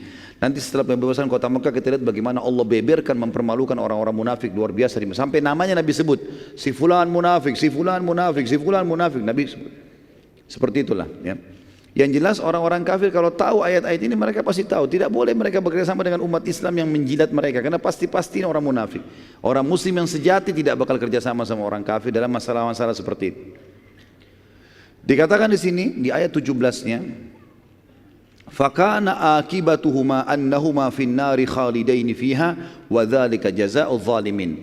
Maka kesudahan keduanya, orang kafir dan orang munafik, pasti masuk ke neraka. Mereka kekal di dalamnya, demikianlah balasan bagi orang-orang zalim. Ayat 18, ya ayyuhalladzina amanu taqullaha wal tanzur nafsum ma qaddamat lighad wattaqullah innallaha khabirum bima ta'malun. Hai orang beriman, bertakwalah kepada Allah, patuhlah terhadap perintahnya, tinggalkan larangannya, dan hendaklah setiap diri memperhatikan apa yang dia perbuat untuk hari esoknya, maksudnya akhiratnya, dan bertakwalah kepada Allah, sungguhnya Allah mengetahui apa yang kalian kerjakan. Ayat 19, وَلَا تَكُونُوا كَالَّذِينَ نَسُوا اللَّهَ فَأَنْسَاهُمْ أَنفُسَهُمْ أُولَٰئِكَ هُمُ الْفَاسِقُونَ. Jangan kalian menjadi seperti orang-orang yang lupa kepada Allah, tidak mau mengenal Allah, tidak mau belajar, tidak mau mengetahui ya, halal haramnya Allah, lalu Allah menjadikan mereka lupa kepada diri mereka sendiri. Mereka itulah orang-orang yang fasik. Ayat 20, la yastawi ashabun nari wa ashabul jannah humul faizun. Tidak akan pernah sama keadaan penghuni-penghuni neraka dengan penghuni-penghuni surga. Ketahuilah Penghuni-penghuni surga, kata kuncinya patuh di dunia. Beriman pada Allah, nikmati halal, tinggalkan haram. Kerjakan perintah, tinggalkan larangan. Tidak akan sama antara penghuni neraka dengan penghuni surga. Penghuni surga itu adalah orang-orang yang beruntung. Ayat 21. Lau anzalna hadzal Qur'ana ala jabalin la ra'aitahu khashi'an mutasaddian min khasyatillah wa tilkal amthalu nadribuha lin-nasi la'allahum yatafakkarun. Kalau sekiranya Al-Qur'an ini maknanya adalah masih banyak orang yang ragu dengannya, tidak mau membaca, tidak mau menghafal, tidak mau memahami, tidak mau mengamalkan. Ketahuilah, Al-Quran yang kami turunkan ini, kalau diturunkan di atas sebuah gunung yang kokoh, pasti kamu akan melihat gunung itu tunduk terbelah, terpecah belah, disebabkan ketakutannya dengan firman Allah di situ. Karena Allah, perkataan Allah. Dalam perumpamaan-perumpamaan itu kami buat untuk manusia supaya mereka berfikir. Ayat 22. Wallahu alladzi la ilaha illahu alimul ghaibi wasyahadah warrahmanur rahim. Yang menurunkan Al-Quran, yang menurunkan syariat, yang telah mengutus Rasulullah Muhammad SAW adalah Allah. Tidak ada Tuhan selain Dia. Yang mengetahui yang gaib dan yang nyata. Dialah yang maha pemurah lagi maha penyayang. Ayat 23. Wallahu alladzi la ilaha illa huwal malikul quddusus salamul mu'minul muhaiminul azizul jabbarul mutakabbir.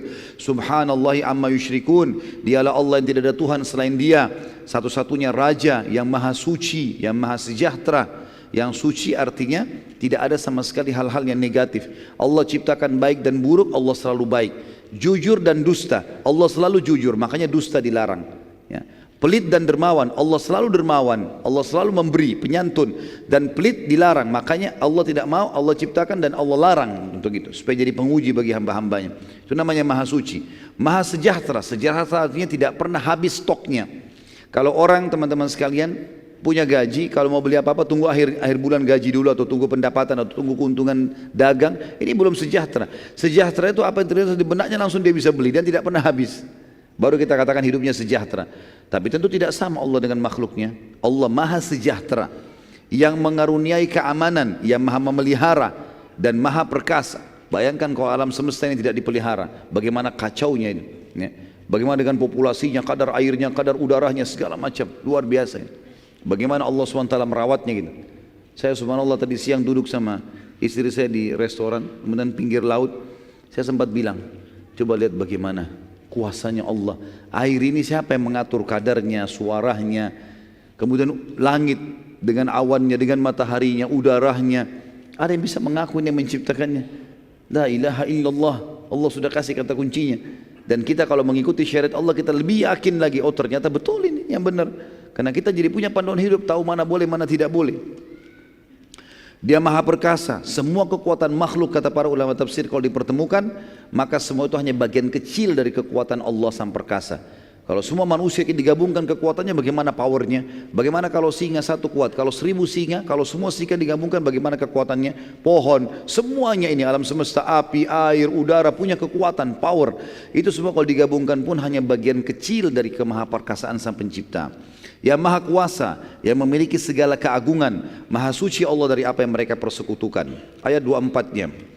Huwallahul khaliqul bari'ul musawwiru lahul asma'ul husna yusabbihu lahu ma fis samawati wal ardi wa huwal azizul hakim. Dialah Allah yang telah menciptakan dari tidak ada menjadi ada, telur yang cair menjadi anak ayam, bisa berkokok, bisa berkembang biak, sperma sel telur jadi kayak kita manusia, bisa berteriak, bisa bermarah, bisa senang, ya.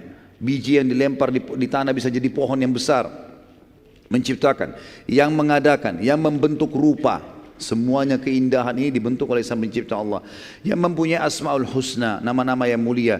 Bertasbih kepadanya apa yang ada di langit dan di bumi. Dan dialah yang maha perkasa lagi maha bijaksana. 24 ayat full turun karena kejadian suku Nadhir. Dan ini perlu diketahui teman-teman sebab nuzulnya, karena luar biasa. Ayat ini berbicara tentang kejadian pada saat itu. Selanjutnya sekarang kita masuk ke suku-suku lain. Suku Arab yang ada di Daumatul Jandal namanya. Sebuah lokasi namanya Daumatul Jandal. Suku Jandal ini berada di Daumah, di daerah yang dinamakan Daumatul Jandal, berada di paling utara Jazirah Arab. Mereka juga berusaha menyerang muslimin setelah bulan Ramadan. Tadi kan kejadiannya Bani Nadhir bulan Rabiul Awal. Jadi Rabiul Awal, Rabiul Tsani, Jumadil Ula, Jumadil Tsani, Rajab, Sya'ban, sampai Ramadan 6 bulan tidak ada peperangan. Di bulan Syawal tahun 4 Hijriah ada suku namanya Jandal berusaha untuk menyerang muslimin karena mereka menganggap muslimin juga lemah, ya. Dan bila berhasil mengalahkan muslimin, maka nama suku mereka akan dikenang karena muslimin kuat dan memiliki nabi. Namun Nabi SAW, dan ini strategi perang beliau SAW, tidak pernah beliau biarkan musuh mau menyerang, tidak pernah beliau biarkan musuh nyerang baru kemudian beliau lawan, kecuali kejadian di Uhud karena sudah terlanjur datang, dan Khandak sudah terlanjur datang. Nabi SAW tidak tahu, tapi kalau Nabi tahu pasti Nabi serang duluan. Ini strategi dan selalu berhasil. Di antaranya juga di sini, maka Nabi SAW pada saat menerima berita dari mata-mata beliau tentang niatan tersebut, maka beliau segera menyerang pada bulan Muharram tahun 5 Hijriah, ya, bulan Muharram. Jadi tadinya ada berita di bulan Syawal tahun 4 mereka akan menyerang, baru berita, belum menyerang. Nabi SAW atur strategi, dikirim mata-mata, ternyata mereka masih persiapkan diri. Di bulan Muharram tahun 5 Hijriah Nabi SAW menyerang pasukan dan beliau memimpin sendiri pada saat itu, sampai akhirnya, ya, Nabi SAW berhasil menaklukkan, ya, mengalahkan suku Jandal ini, dan beliau SAW juga mengutus, ya, Muhammad bin Maslamah radhiyallahu anhu untuk, ya, menangkap. Pada saat mereka Nabi SAW tiba di sana, ternyata suku Jandal ini sudah banyak yang lari. Muhammad bin Maslamah menangkap salah satunya, lalu kemudian dihukum untuk melapor di mana sukunya, tapi dia tidak bisa mengaku karena sukunya sudah hilang semua. Akhirnya Nabi SAW membebaskannya, dan pada saat itu beliau pun tinggal di pemukiman mereka, pemukiman suku Jandal, dari bulan Muharram sampai Rabiul Awal. Jadi 3 bulan Nabi bermukim di situ, berkemah, nunggu kalau sukunya kembali, untuk menunjukkan kepada suku-suku Arab yang lain kalau muslimin tidak main-main dalam masalah menghukum orang-orang yang berusaha menyerang Madinah. Selanjutnya suku Mustaliq, dan ini punya kisah tersendiri yang perlu kita bahas gitu. Suku Mustaliq, setelah Nabi SAW pulang dari Daumatul Jandal, beliau SAW mendapat berita lagi ada rencana suku Arab yang lain namanya Mustaliq, dipimpin oleh Al-Harith bin Abu Dirar. Dan ini kita lihat teman-teman, upaya suku-suku Arab ini semuanya terjadi justru karena efek daripada perbuatan 43 orang sahabat yang turun dari gunung pemanah di Uhud. Makanya kata para ulama, ada sebuah kaidah penting dalam masalah kehidupan. Siapapun yang telah memulai sebuah kesalahan, maka dia harus tahu akan ada efek dari kesalahan itu. Nggak ada kesalahan yang tidak punya efek, teman-teman. Makanya usahakan tidak salah, ya, karena kesalahan itu ada efek walaupun kita sudah minta maaf. Misal antum siram air ke badan orang, kita minta maaf, efeknya ada, bajunya basah, dan dia bisa mengenang itu seumur hidupnya.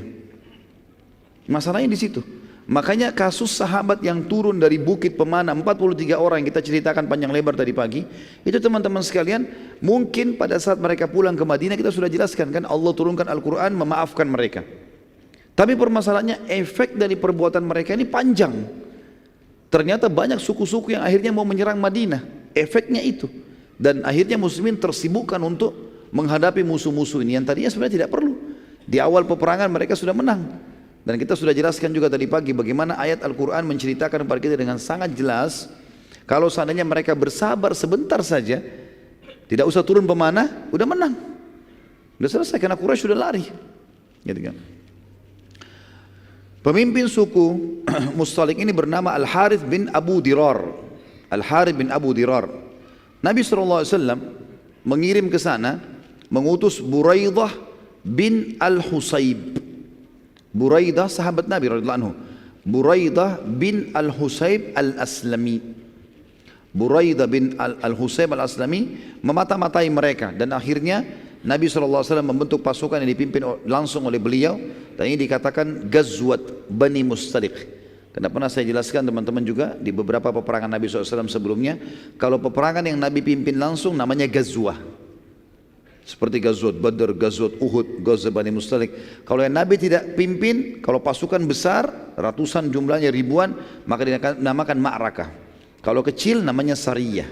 Nah, ini ada nama-nama di dalam buku-buku sejarah Nabi SAW. Akhirnya Buraidah membawa berita bahwasanya Bani Mustaliq sudah siap-siap mau menyerang.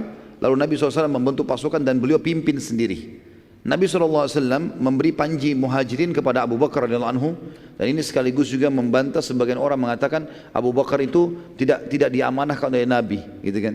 Padahal Abu Bakar berapa kali dikirim oleh Nabi peperang, memimpin peperangan, termasuk di Bani Mustalik dia yang pegang panjinya, yang pegang bendera. Dan kita sudah tahu di perang Uhud kita jelaskan, yang pegang bendera berarti sangat terancam. Karena kalau bendera jatuh berarti pasukan kalah.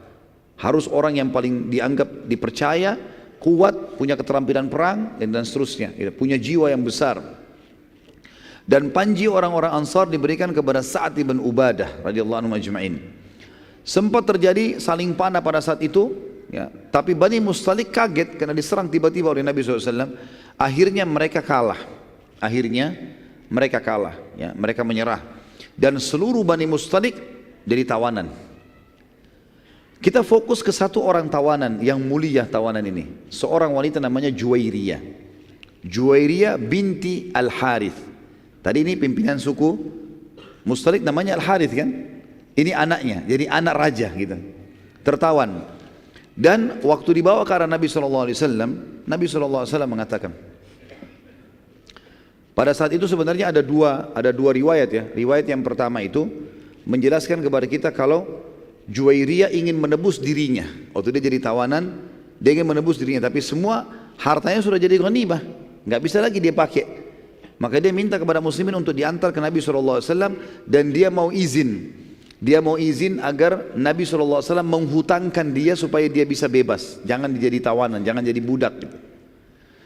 Maka waktu dia datang ke kemah Nabi SAW, waktu itu Nabi sedang membawa istrinya Aisyah radhiyallahu anha. Waktu dibuka kemah, Aisyah mengatakan, waktu saya melihat Juwairiyah saya sudah tahu ini nanti kemungkinan bisa menjadi istri Nabi SAW, gitu kan? Maka dia mengatakan, di mana Rasulullah? Kata Aisyah, kenapa? Dia bilang, saya ingin menebus diri saya. Kata Aisyah, silahkan masuk. Masuklah dalam kemah setelah izin dengan Nabi SAW. Lalu Nabi SAW waktu melihat Juwairiyah mengatakan, siapa kamu? Dia bilang, saya Juwairiyah binti Harith, anaknya Raja Mustalik ini, suku Mustalik. Kata Nabi SAW, bagaimana kalau saya tawarkan kepada kamu masuk Islam, dan dengan itu saya akan bebaskan kamu dari tawanan dan kau pun akan saya nikahi. Maka kata Juwairiyah, tentu saja saya menerima tawaran itu. Maka beliau pun syahadat di hadapan Nabi SAW dan di hadapan Aisyah radhiyallahu anha. Setelah masuk Islam, maka tersebarlah berita Nabi SAW mengundang sahabat hadir di pernikahan beliau di kemah, gitu kan? Maka semua sahabat datang pada saat itu. Mereka dihidangkan kurma, dihidangkan segala macam dalam pernikahan tersebut, dan Aisyah radhiyallahu anha ada di situ. Nanti kan kita titik beratkan sini teman-teman, karena banyak orang subhanallah, dan sayang sekali bahkan banyak di kalangan para dai, mereka tidak sadar mereka sedang merusak citranya Aisyah radhiyallahu anha. Mereka mengatakan Aisyah itu pencemburu, gitu kan? Baik, Aisyah memang cemburu, tapi ingat teman-teman sekalian, hukum syar'i yang kita ambil sebagai hukum bukan kasus kejadiannya, tapi kasus penentuan hukum dari Nabi. Itu yang perlu kita garis bawahi. Waktu Aisyah cemburu kepada Khadijah, yang dia bilang, ya Rasulullah, kenapa anda tetap masih mengingat-ingat perempuan yang sudah keriput, yang sudah tua, yang sudah masuk ke dalam tanah, gitu kan? Sementara Allah sudah ganti kepada anda orang yang lebih baik. Maksudnya dia, Aisyah, sama dari Quraisy tapi lebih muda dan masih hidup, gitulah. Apa kata Nabi? Ini kan perkataan Aisyah kena cemburu ya. Apa kata Nabi SAW? Wahai Aisyah, kau telah mengucapkan kalimat yang kalau dimasukkan ke air lautan, rusak tuh air lautan. Aisyah saking besarnya dosamu. Maka Aisyah pun meminta maaf dan beristighfar kepada Allah. Permasalahannya di sini adalah hukum syar'inya. Waktu Nabi menegur Aisyah, itu hukum syar'i teman-teman, bukan cemburunya Aisyah ini. Bisa ditangkap ya? Kita boleh menyebutkan sebagai kisah, tapi jangan Aisyah yang disorotin radhiyallahu anha. Ini berarti memojokkan istri Nabi SAW gitu. Jadi perilaku beliau bukan sebagai sebuah hukum, tapi hukum adalah yang diterapkan oleh Nabi SAW. Dan ini sudah saya jelaskan di beberapa pertemuan tentang manajemen rumah tangga Islami di YouTube, tentang beberapa riwayat berhubungan dengan masalah cemburunya Aisyah radhiyallahu anha. Dan kita lihat dalam riwayat ini sahih, riwayat Bukhari, Aisyah tidak cemburu teman-teman sekalian di sini. Bahkan di depan matanya Aisyah radhiyallahu anha, Nabi SAW menikahi Juwairiyah. Dan Aisyah mengucapkan dalam riwayat Bukhari, setelah Nabi SAW menikahi Juwairiyah, di kemah diundang para sahabat, gitu kan? Maka seluruh sahabat berkata, ya Rasulullah, sebagai penghormatan terhadap pernikahan anda ini, kami bebaskan tawanan-tawanan kami. Maka satu suku semua dibebaskan. Aisyah yang meriwayatkan radhiyallahu anha riwayat Bukhari mengatakan, tidak ada wanita yang lebih mulia ya, dan juga berjasa kepada kaumnya dibandingkan Juwairiyah binti Al-Harith. Karena dengan menikahnya dia dengan Nabi SAW, maka sukunya semua bebas dari tawanan. Perhatikan riwayat ini teman-teman, bobotnya tinggi sekali. Seorang istri Nabi SAW yang selama ini cuma selalu dikenang cemburunya, ternyata di sini beliau meriwayatkan tentang pernikahan Nabi SAW. Bahkan kita temukan riwayat-riwayat yang menyebutkan tentang masalah mahar Nabi SAW dalam pernikahan, itu diriwayatkan oleh Aisyah radhiyallahu anha. Jadi di sini harus diperbaikin, harus betul-betul pada tempatnya. Sekali lagi, boleh kita sebutkan kisahnya, tapi jangan jadi tolok ukur hukum itu cemburunya, tapi hukum yang diterapkan oleh baginda Nabi sallallahu alaihi wasallam. Dan pada saat itu Aisyah pun radhiyallahu anha, dalam buku-buku sejarah disebutkan, jalan menuju ke Madinah, untanya bersebelahan dengan untanya Juwairiyah. Dan Aisyah menceritakan tentang hal-hal yang disukai dan tidak disukai oleh Nabi sallallahu alaihi wasallam. Sebagai istri sama-sama dia sampaikan, begini loh Rasulullah suka begini, Rasulullah tidak suka begini. Lihat bagaimana Aisyah radhiyallahu anha di sini bukan masalah cemburunya, malah Aisyah di sini mengingatkan madunya, begini loh istri suami kita.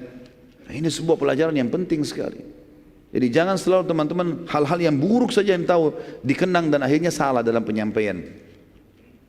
Ada kejadian penting namanya kejadian kisah ifk, fitnah, perzinahan Aisyah pada saat pulang dari Bani Mustaliq ini.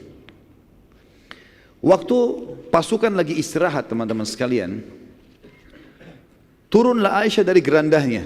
Jadi biasanya tradisi pasukan muslimin, istri-istri Nabi kalau dibawa, kadang-kadang Nabi bawa 2 orang, kadang-kadang Nabi bawa 1, tapi yang jelas setiap perjalanan Nabi selalu bawa istrinya. Siapa yang Nabi ajak, maka itu yang diajak pergi gitu. Pernah Nabi SAW ajak Aisyah dengan Hafsah berdua, sampai Aisyah mengatakan, saya baru mengetahui ternyata khidmah saya, pelayanan saya terhadap Nabi ya kurang setelah saya lihat bagaimana Hafsah melayani Nabi SAW. Seperti itulah. Yang jelas setiap unta yang dipakai oleh setiap istri Nabi yang ada itu ditaruh di geranda, dan geranda ini bisa ditaruh di atas unta atau dipikul oleh 4 orang sahabat. Kebetulan waktu perang Bani Mustaliq itu dipikul oleh sahabat, gerandanya dipikul oleh sahabat, gitu kan. Kemudian Aisyah karena badannya agak kecil, dia katakan dalam riwayat, maka beliau radhiyallahu anha turun dan mengatakan dalam hadis Bukhari, pada saat pasukan lagi istirahat aku punya hajat, ya, pergi ke padang pasir menunaikan hajatnya, mungkin buang air kecil dan seterusnya. Yang jelas saya pergi ke sana. Kemudian saya pada saat pergi saya kembali ke pasukan, ternyata kalung saya jatuh. Saya pun kembali ke lokasi yang awal, gitu kan. Begitu saya kembali yang kedua kali, ternyata pasukan sudah tidak ada. Jadi Nabi SAW suruh pasukan berjalan, bergerak. Sahabat-sahabat yang mikul geranda Aisyah kira Aisyah ada di dalam karena ringan, nggak tahu kalau ini sudah pergi, lagi pergi gitu. Apalagi tadi waktu sudah pergi, balik lagi sudah kelihatan. Pergi yang kedua sahabat tidak perhatikan. Ringkas cerita, pergilah pasukan ini. Kata Aisyah, aku pun tidak menemukan pasukan, dan pada saat aku sedang duduk di atas sebuah batu membuka cadar, ya, Aisyah menunggu pasukan ada nggak yang datang. Ada satu orang sahabat Nabi yang mulia namanya Safwan radhiyallahu anhu. Safwan ini sahabat yang dikenal sekali dengan kesolehannya, dengan kebaikan akhlaknya dan amanahnya. Sampai Nabi SAW letakkan Safwan di ujung pasukan. Setiap pasukan jalan, selalu Safwan paling belakang. Tunggu pasukan sudah hilang, udah nggak kelihatan, baru dia jalan lagi. Nanti kalau ada pedang jatuh dia yang pungut, ada perisai dia yang pungut, ada kendi dia yang ambil. Tugasnya itu karena diamanahkan. Safwan lihat di lokasi istirahatnya pasukan tadi ada perempuan, dan kata Aisyah dalam hadis ini, Safwan mengenal wajahku sebelum turun ayat hijab. Tahu kalau ini Aisyah, gitu.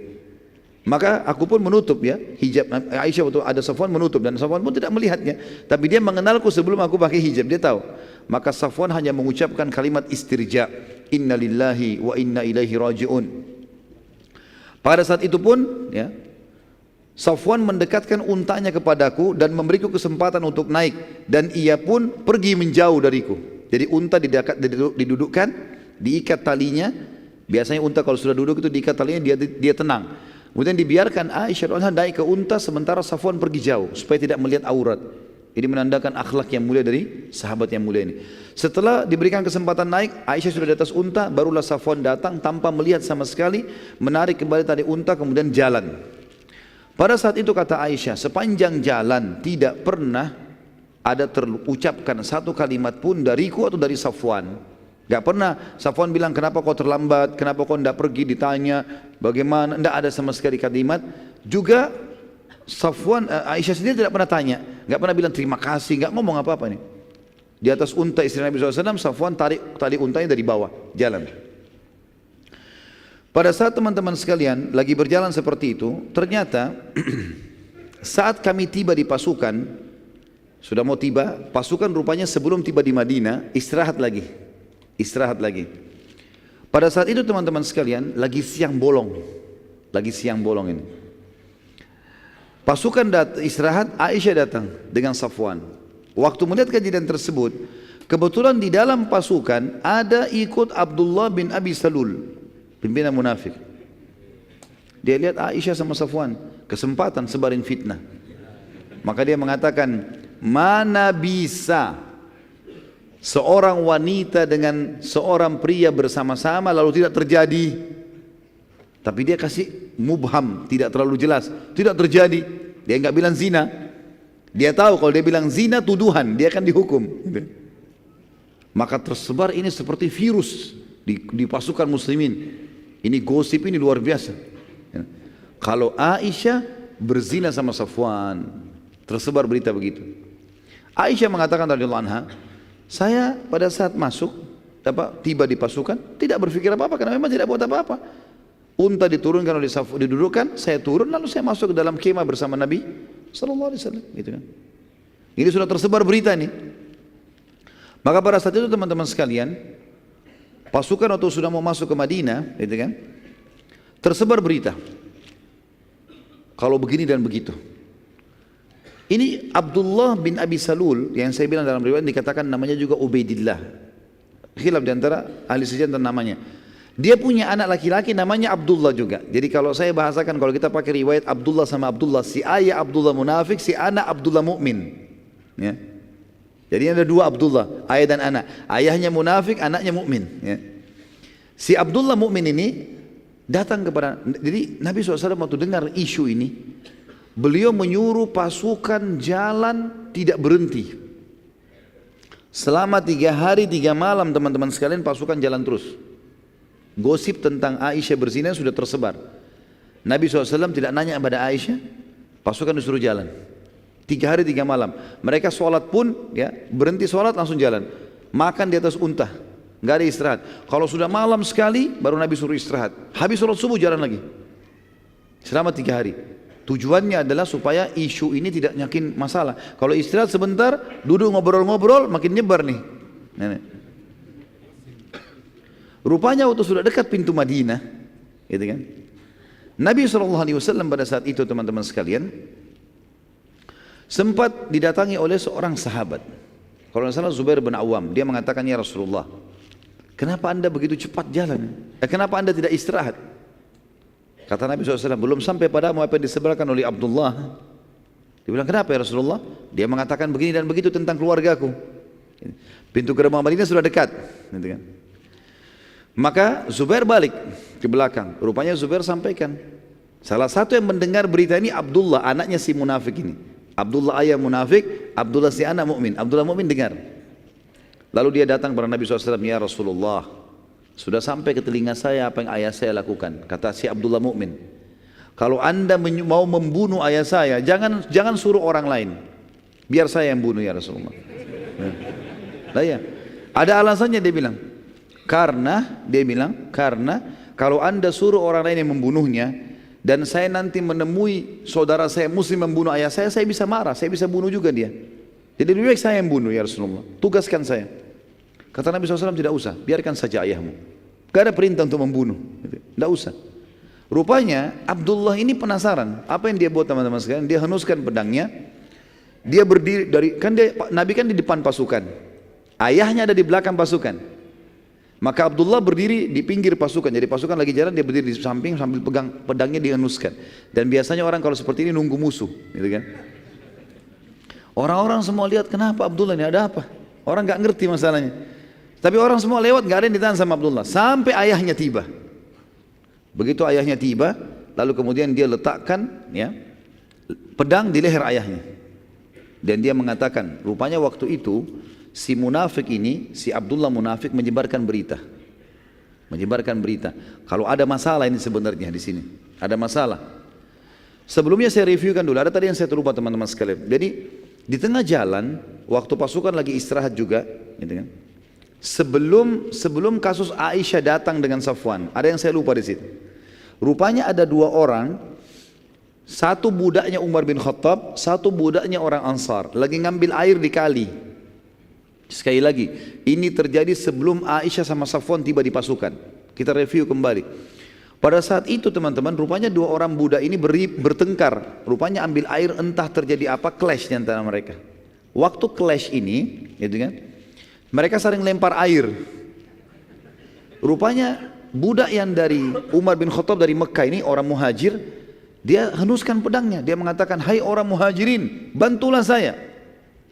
Orang Ansar dengar itu, henuskan pedangnya. Hai orang Ansar, bantulah saya.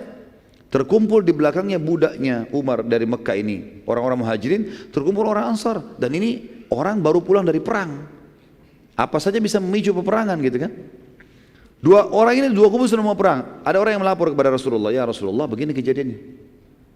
Maka Nabi SAW datang. Nabi mengatakan, apakah masih ada dakwah jahiliyah di antara kalian? Fanatisme rasis begini, sementara saya berada di tengah-tengah kalian. Kok masih ada yang mengatakan begini dan begitu? Karena ini mau perang ini. Tinggalkan karena ini membinasakan kalian. Berhenti, bubar semua. Abdullah bin Abi Salul, kepala munafikin, dia kan termasuk tokohnya suku Khazraj. Ada suku Arab Madinah dari Ansar ini dan suku Khazraj. Dia salah satu tokohnya. Waktu dia dengar, dia bilang, apakah muhajirin sudah kerjakan itu buat kami?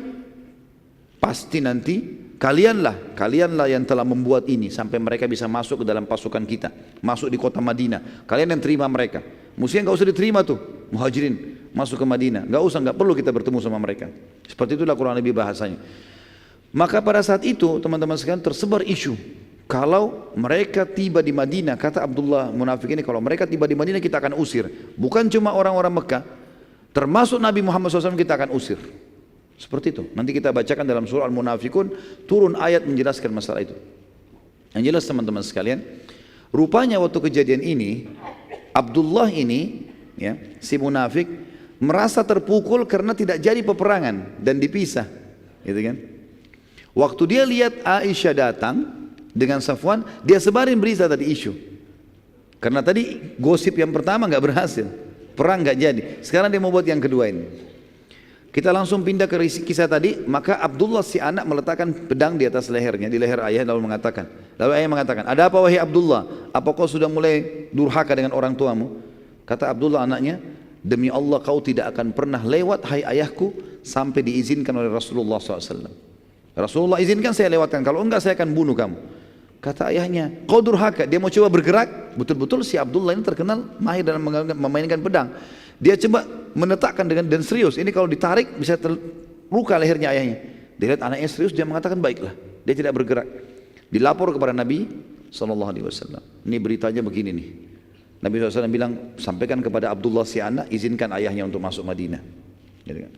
Ringkas cerita sudah selesai ini teman-teman sekalian. Masuklah ke Madinah.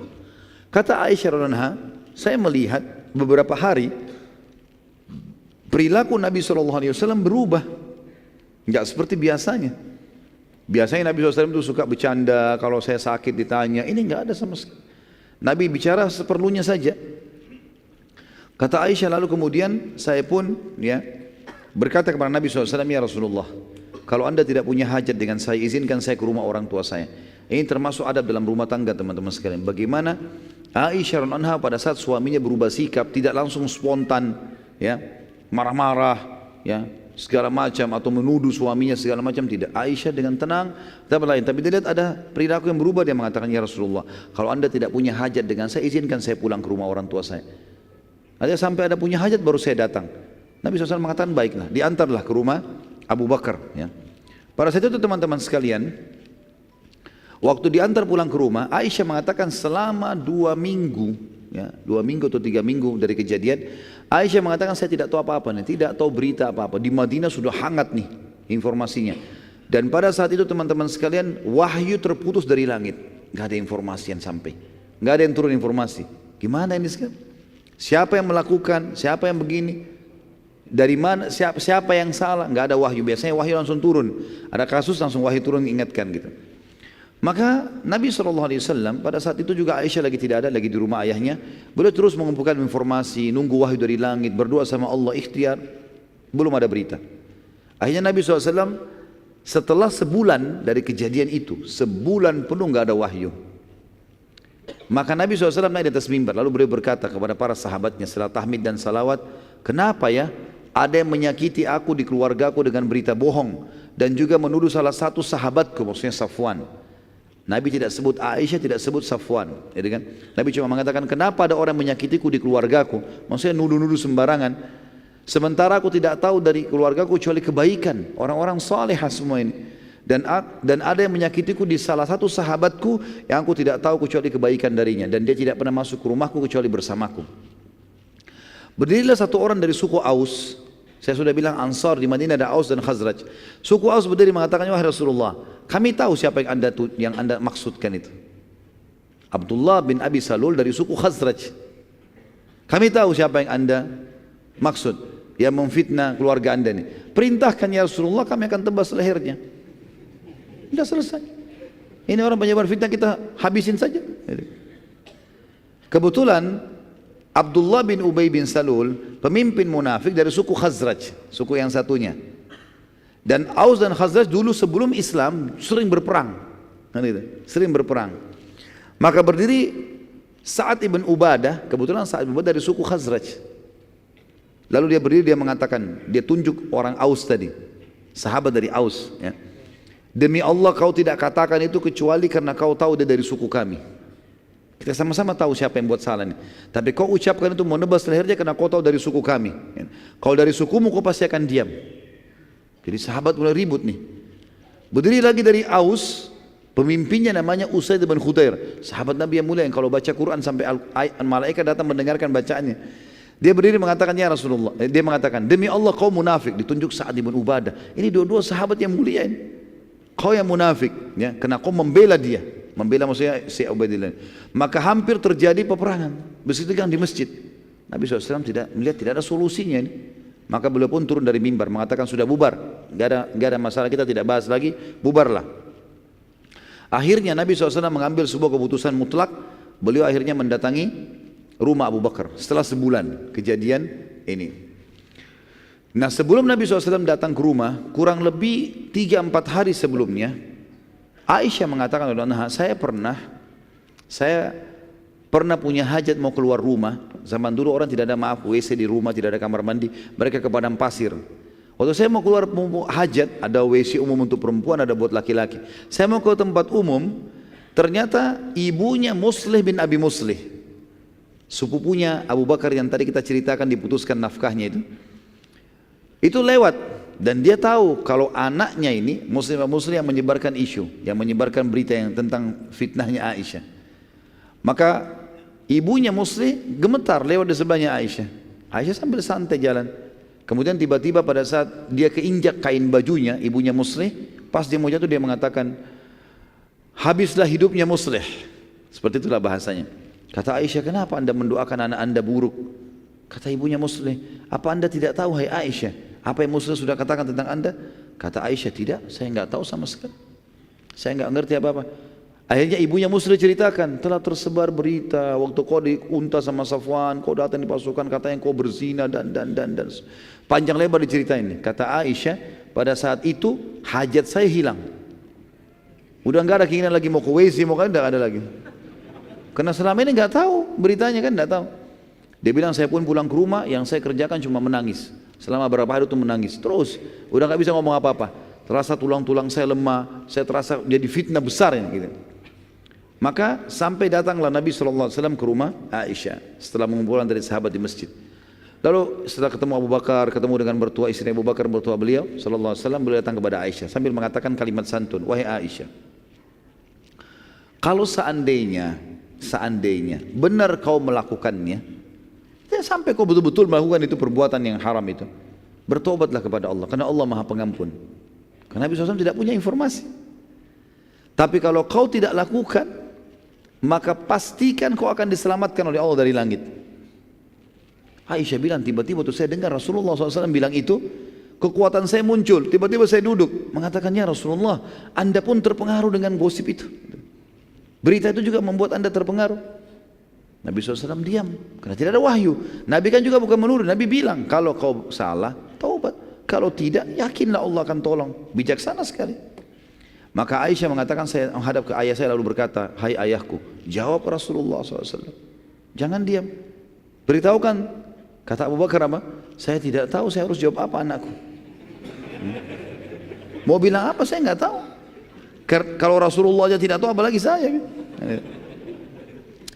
Aisyah, bayangkan kalau di posisi kita pada saat kita di situ bagaimana itu? Suaminya Rasulullah sendiri yang biasa dapat wahyu dari langit, belum dapat wahyu. Orang satu Madinah sudah fitnahin dia. Abu Bakar pun tidak bisa bela. Tinggal ibunya, wahai ibuku, jawab Rasulullah SAW.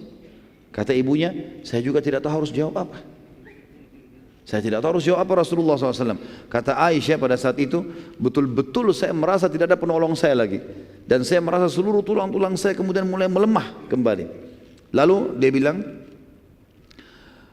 demi Allah ya Rasulullah, aku tidak akan taubat karena aku tidak melakukannya. Gitu kan. Dan aku hanya akan mengucapkan, saking bingungnya Aisyah sampai dia lupa namanya Nabi Yakub alaihissalam. Kan Nabi Yakub alaihissalam waktu Yusuf hilang, dia mengatakan dalam ayat innama ashku bathi wa huzni ilallah, saya keluhkan kesedihan saya dan masalah saya kepada Allah. Ya Aisyah mengatakan saya akan mengikuti, dia lupa namanya Nabi Yakub. Berapa kali diulangi sampai dia mengatakan hamba Allah yang saleh, bahwasanya saya akan keluhkan permasalahan saya kepada Allah gitu. Lalu tiba-tiba pada saat itu teman-teman sekalian terjadi keajaiban yang luar biasa. Rasulullah SAW berdiri, pergi ke sudut rumah Abu Bakar lalu kemudian duduk, dan ini tanda-tanda beliau menerima wahyu. Setelah sebulan tidak ada wahyu sama sekali. Nabi SAW duduk, Abu Bakar tahu wahyu sedang datang, maka Abu Bakar mengambil selimut menutupi badan Nabi SAW sampai selesai. Maka Nabi SAW mengatakan, berdiri, terimalah berita gembira wahai Aisyah, Allah telah menurunkan pembebasanmu dari langit. Turun ayat menjelaskan kalau kau tidak zina. Gitu kan? Maka Abu Bakar dengan gembira, Abu Bakar waktu itu bimbang kan, dia bingung.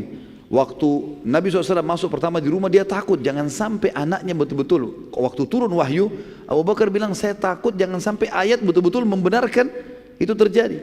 Jadi bimbang sebagai seorang ayah, terjadi atau enggak nih. Maka waktu Nabi sampaikan kau bebas ya Aisyah, kata Abu Bakar, alhamdulillah wahai Aisyah, berterima kasih pada Nabi SAW.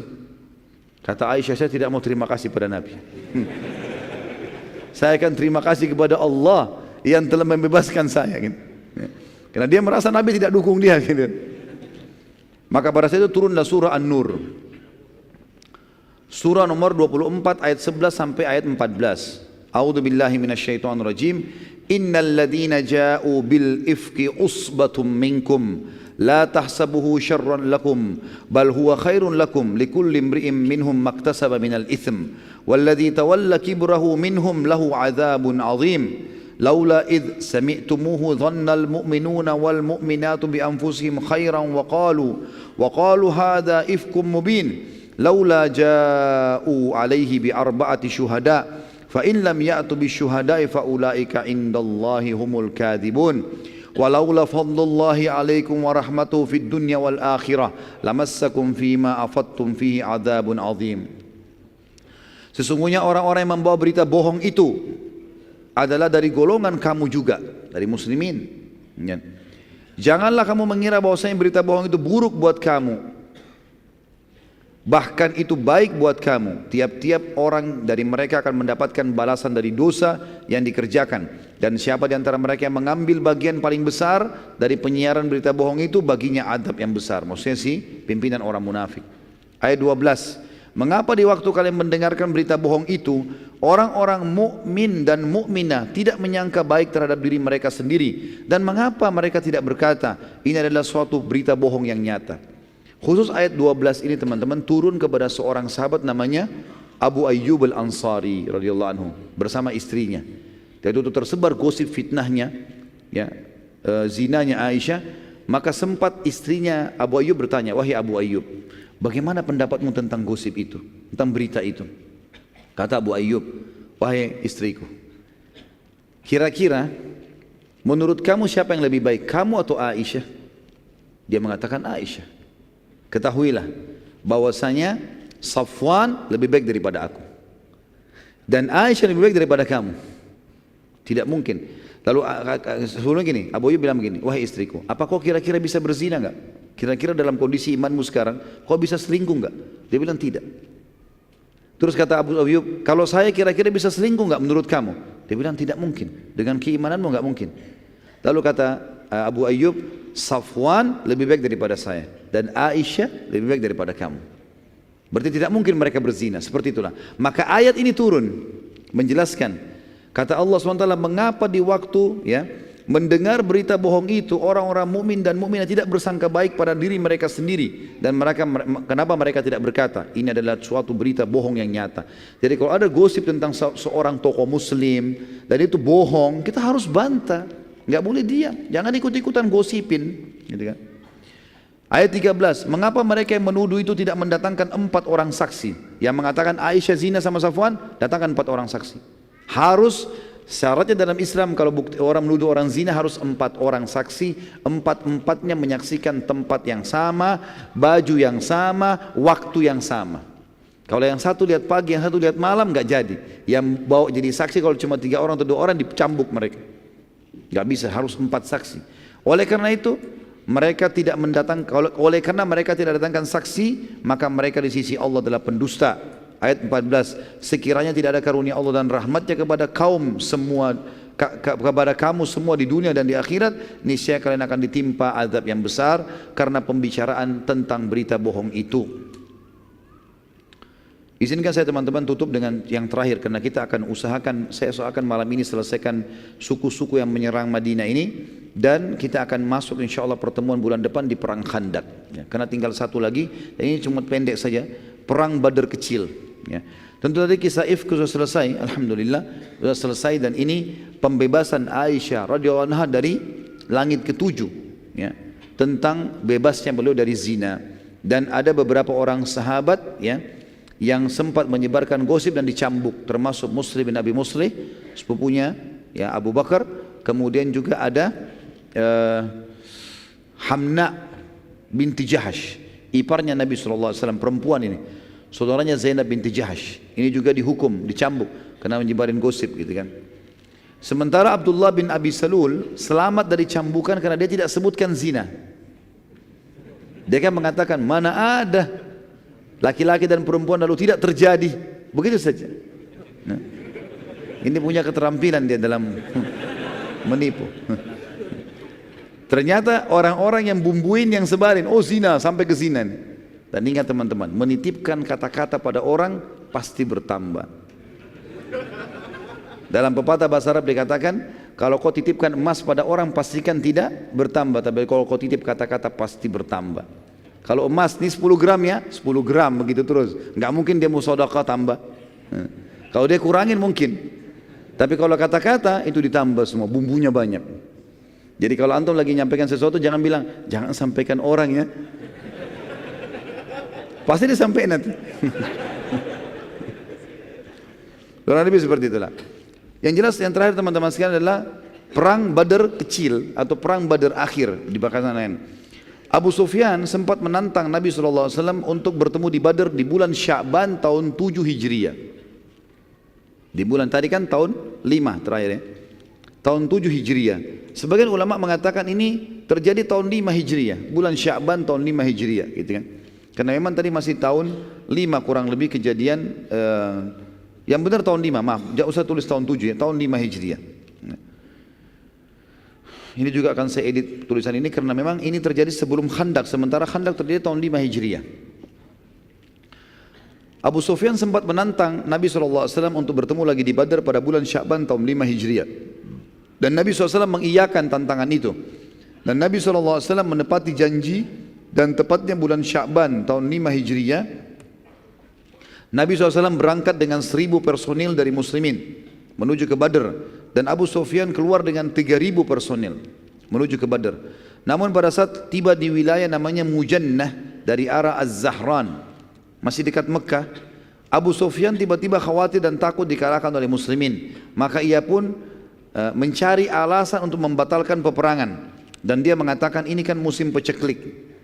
lagi musim panas. Lebih baik kita pulang, nanti kalau sudah mulai dingin sedikit baru kita berperang. Seperti itulah.